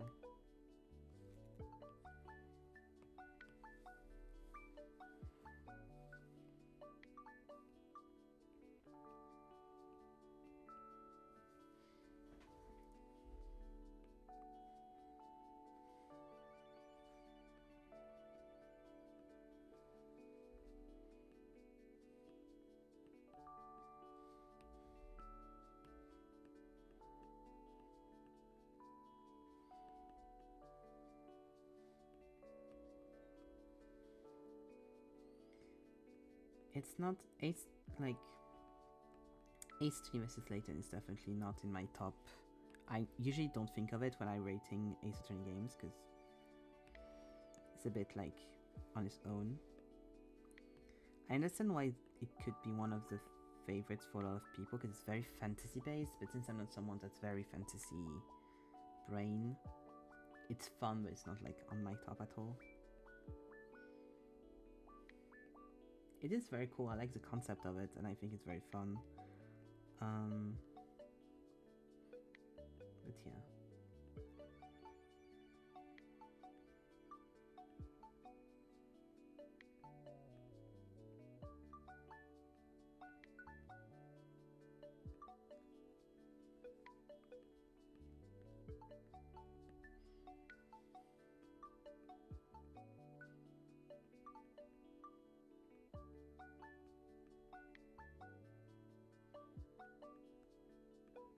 God, the costumes though in that game are so cool.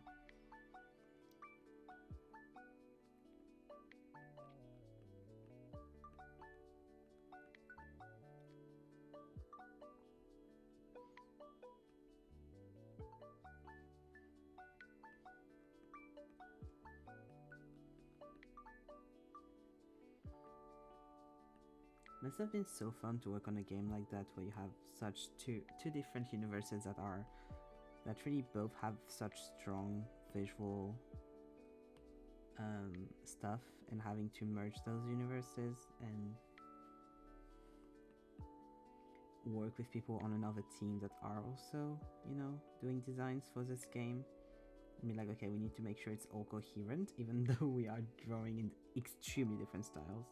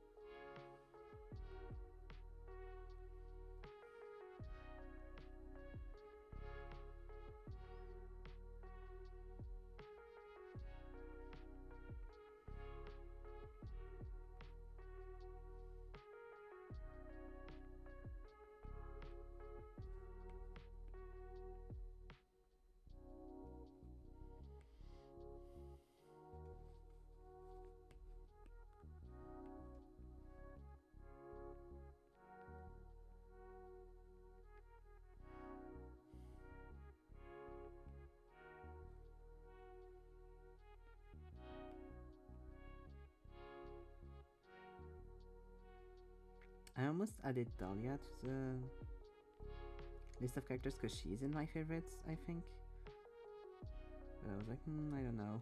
I probably should have because it's not enough women in this lineup. I mean, it is an issue with Ace Attorney is that they have a lot of well-written women characters, female characters, whatever, but they are always very secondary, and they do have issues with, honestly, misogyny and stuff in their games. I'm going to say the country would be lying. Like, a big example of that is Athena Sykes, which she was supposed to kind of have her game and stuff with Dual Destinies. It ends up being half about Apollo, a bit about Phoenix, and you don't even only play Athena during the game. And she gets more the role of the assistant than anything else at the end of the day, kind of.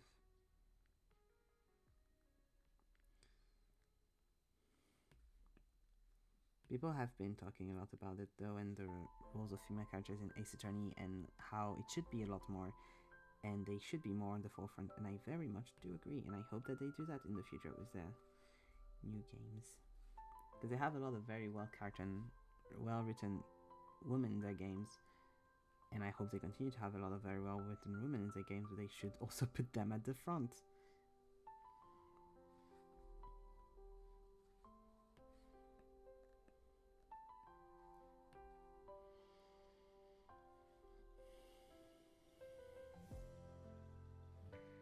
Okay.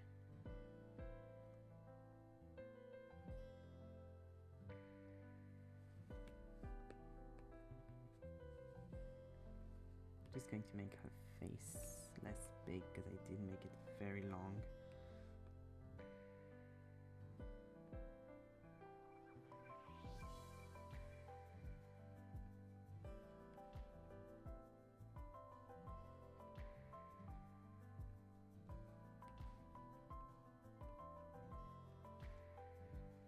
Here we go, that's a lot better.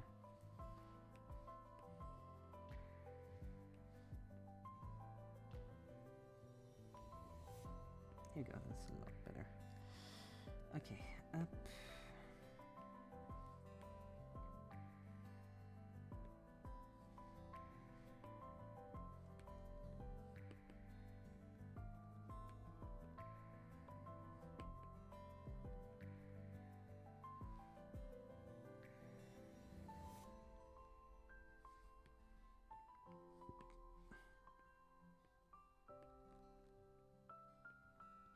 And also the thing is that since a lot of the women characters in those games, in the Ace Attorney games, I usually see assistant roles, they do end up kind of all having the same personality. Like, as much as I do agree that Trucy and Maya and Athena are well-written characters, they all kind of bleed into each other in the same way that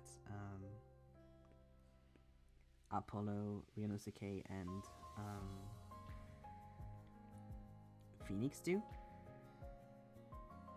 which is a bit less excusable when it's not the main character. Like you have, and also the assistant character in The Great Ace Attorney, which I forgot the name of.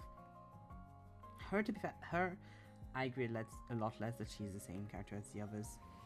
She's a lot more independent. She has a very different personality to Maya, or Trucy, or Emma, or Athena. Which is very refreshing, honestly.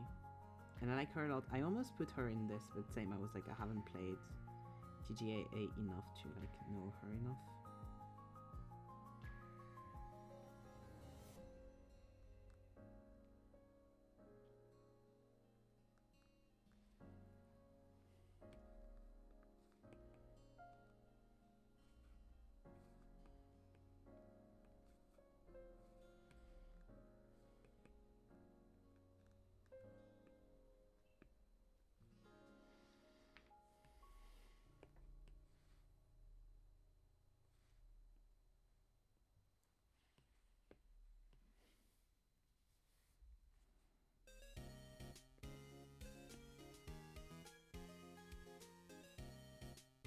Oh, I love Pearl too. Yeah, but I always like also for my characters, I'm always like, I love you a lot, but I don't love you as much as X, Y, or Z because I have my few like babies. And like there's 10 games, there's a lot of characters. But I should have made a more thoughtful list, honestly. It's on me, it's my bad.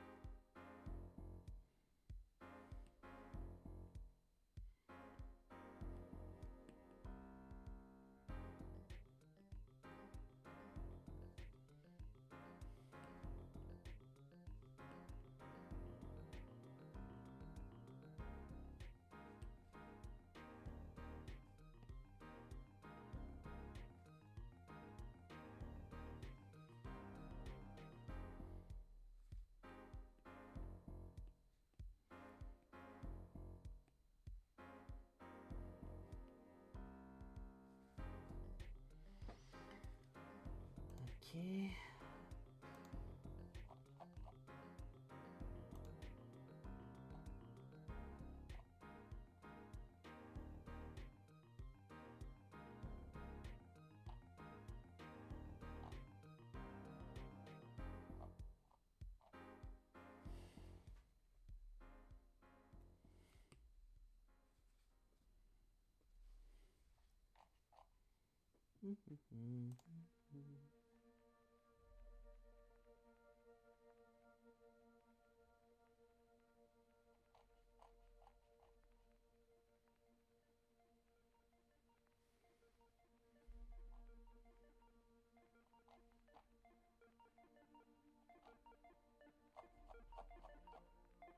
Okay, I'll call her like that then.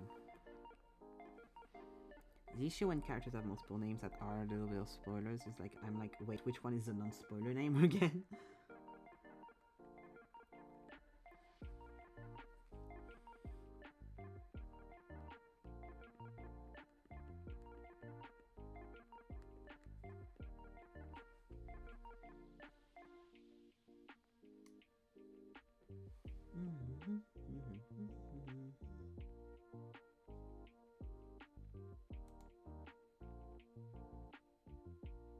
Oh yeah, it's this order, wait.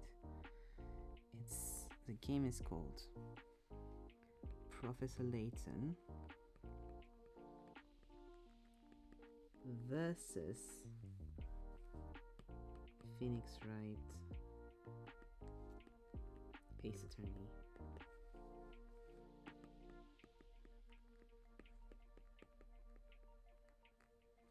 I'll just call it versus Phoenix Wright. We know what we mean. We know what we mean. Are they all the same? Yeah, please, thank you. And then we do copy.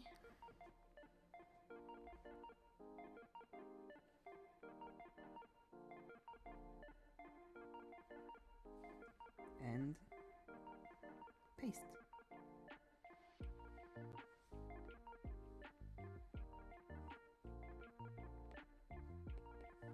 We call this one 10. Please can I have the keyboard? Thank you. Oops. We This one 11. Here we go. The Ace Attorney spread is done. Ugh. What the fuck is that? Oh, it's the other guy I wanted to draw. Yeah, well. I need to draw a woman on that spread, so you're not going to get drawn today. Sorry, let's see.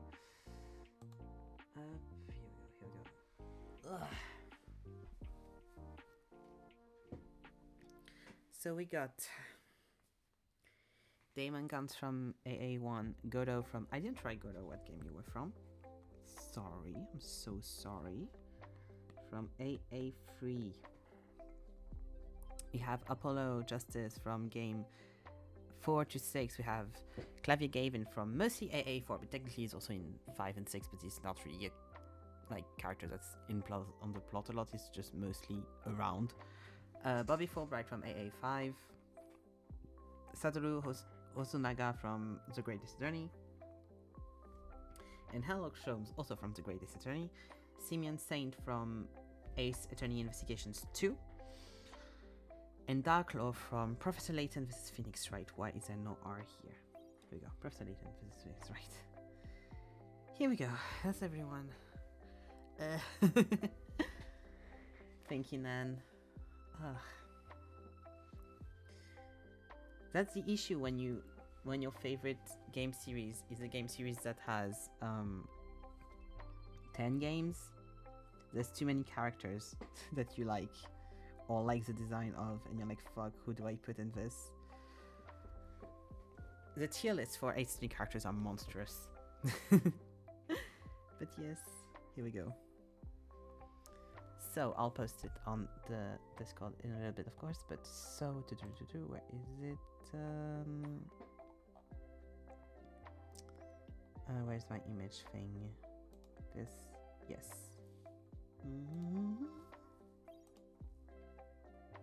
This week. Planning is here. Here we go. Schedule. Here we go. Please, thank you. Here we are. So, Film Tuesday was today. Wilmot Warehouse tomorrow, because I haven't played in a while.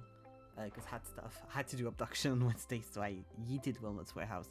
It's going to be fun, but it's also going to be stressful because I forgot where I put anything in this game. So that's amazing. Off day on Thursday, of course, as always. Art time on Friday. I don't know what I'll draw yet, but I have a little bit of an idea in my brain, so I'll see if I have the time to sketch that before Friday. And if I do, we'll be coloring that in. Abduction on Saturday, of course. And co-working on Sunday, as always. Like I said, I'll post my little sketchbook spread on the Discord like I always do. I hope you enjoyed me talking about Ace Attorney for pretty much 4 hours straight. Not fully, but kind of 4 hours straight. Here we are. Here it is. Here we go. Because it was very fun for me. But yeah, I'm going to be going now. Thank you for watching stream. Thank you for hanging out. And I'll see you tomorrow for Wilmot's Warehouse. Bye bye.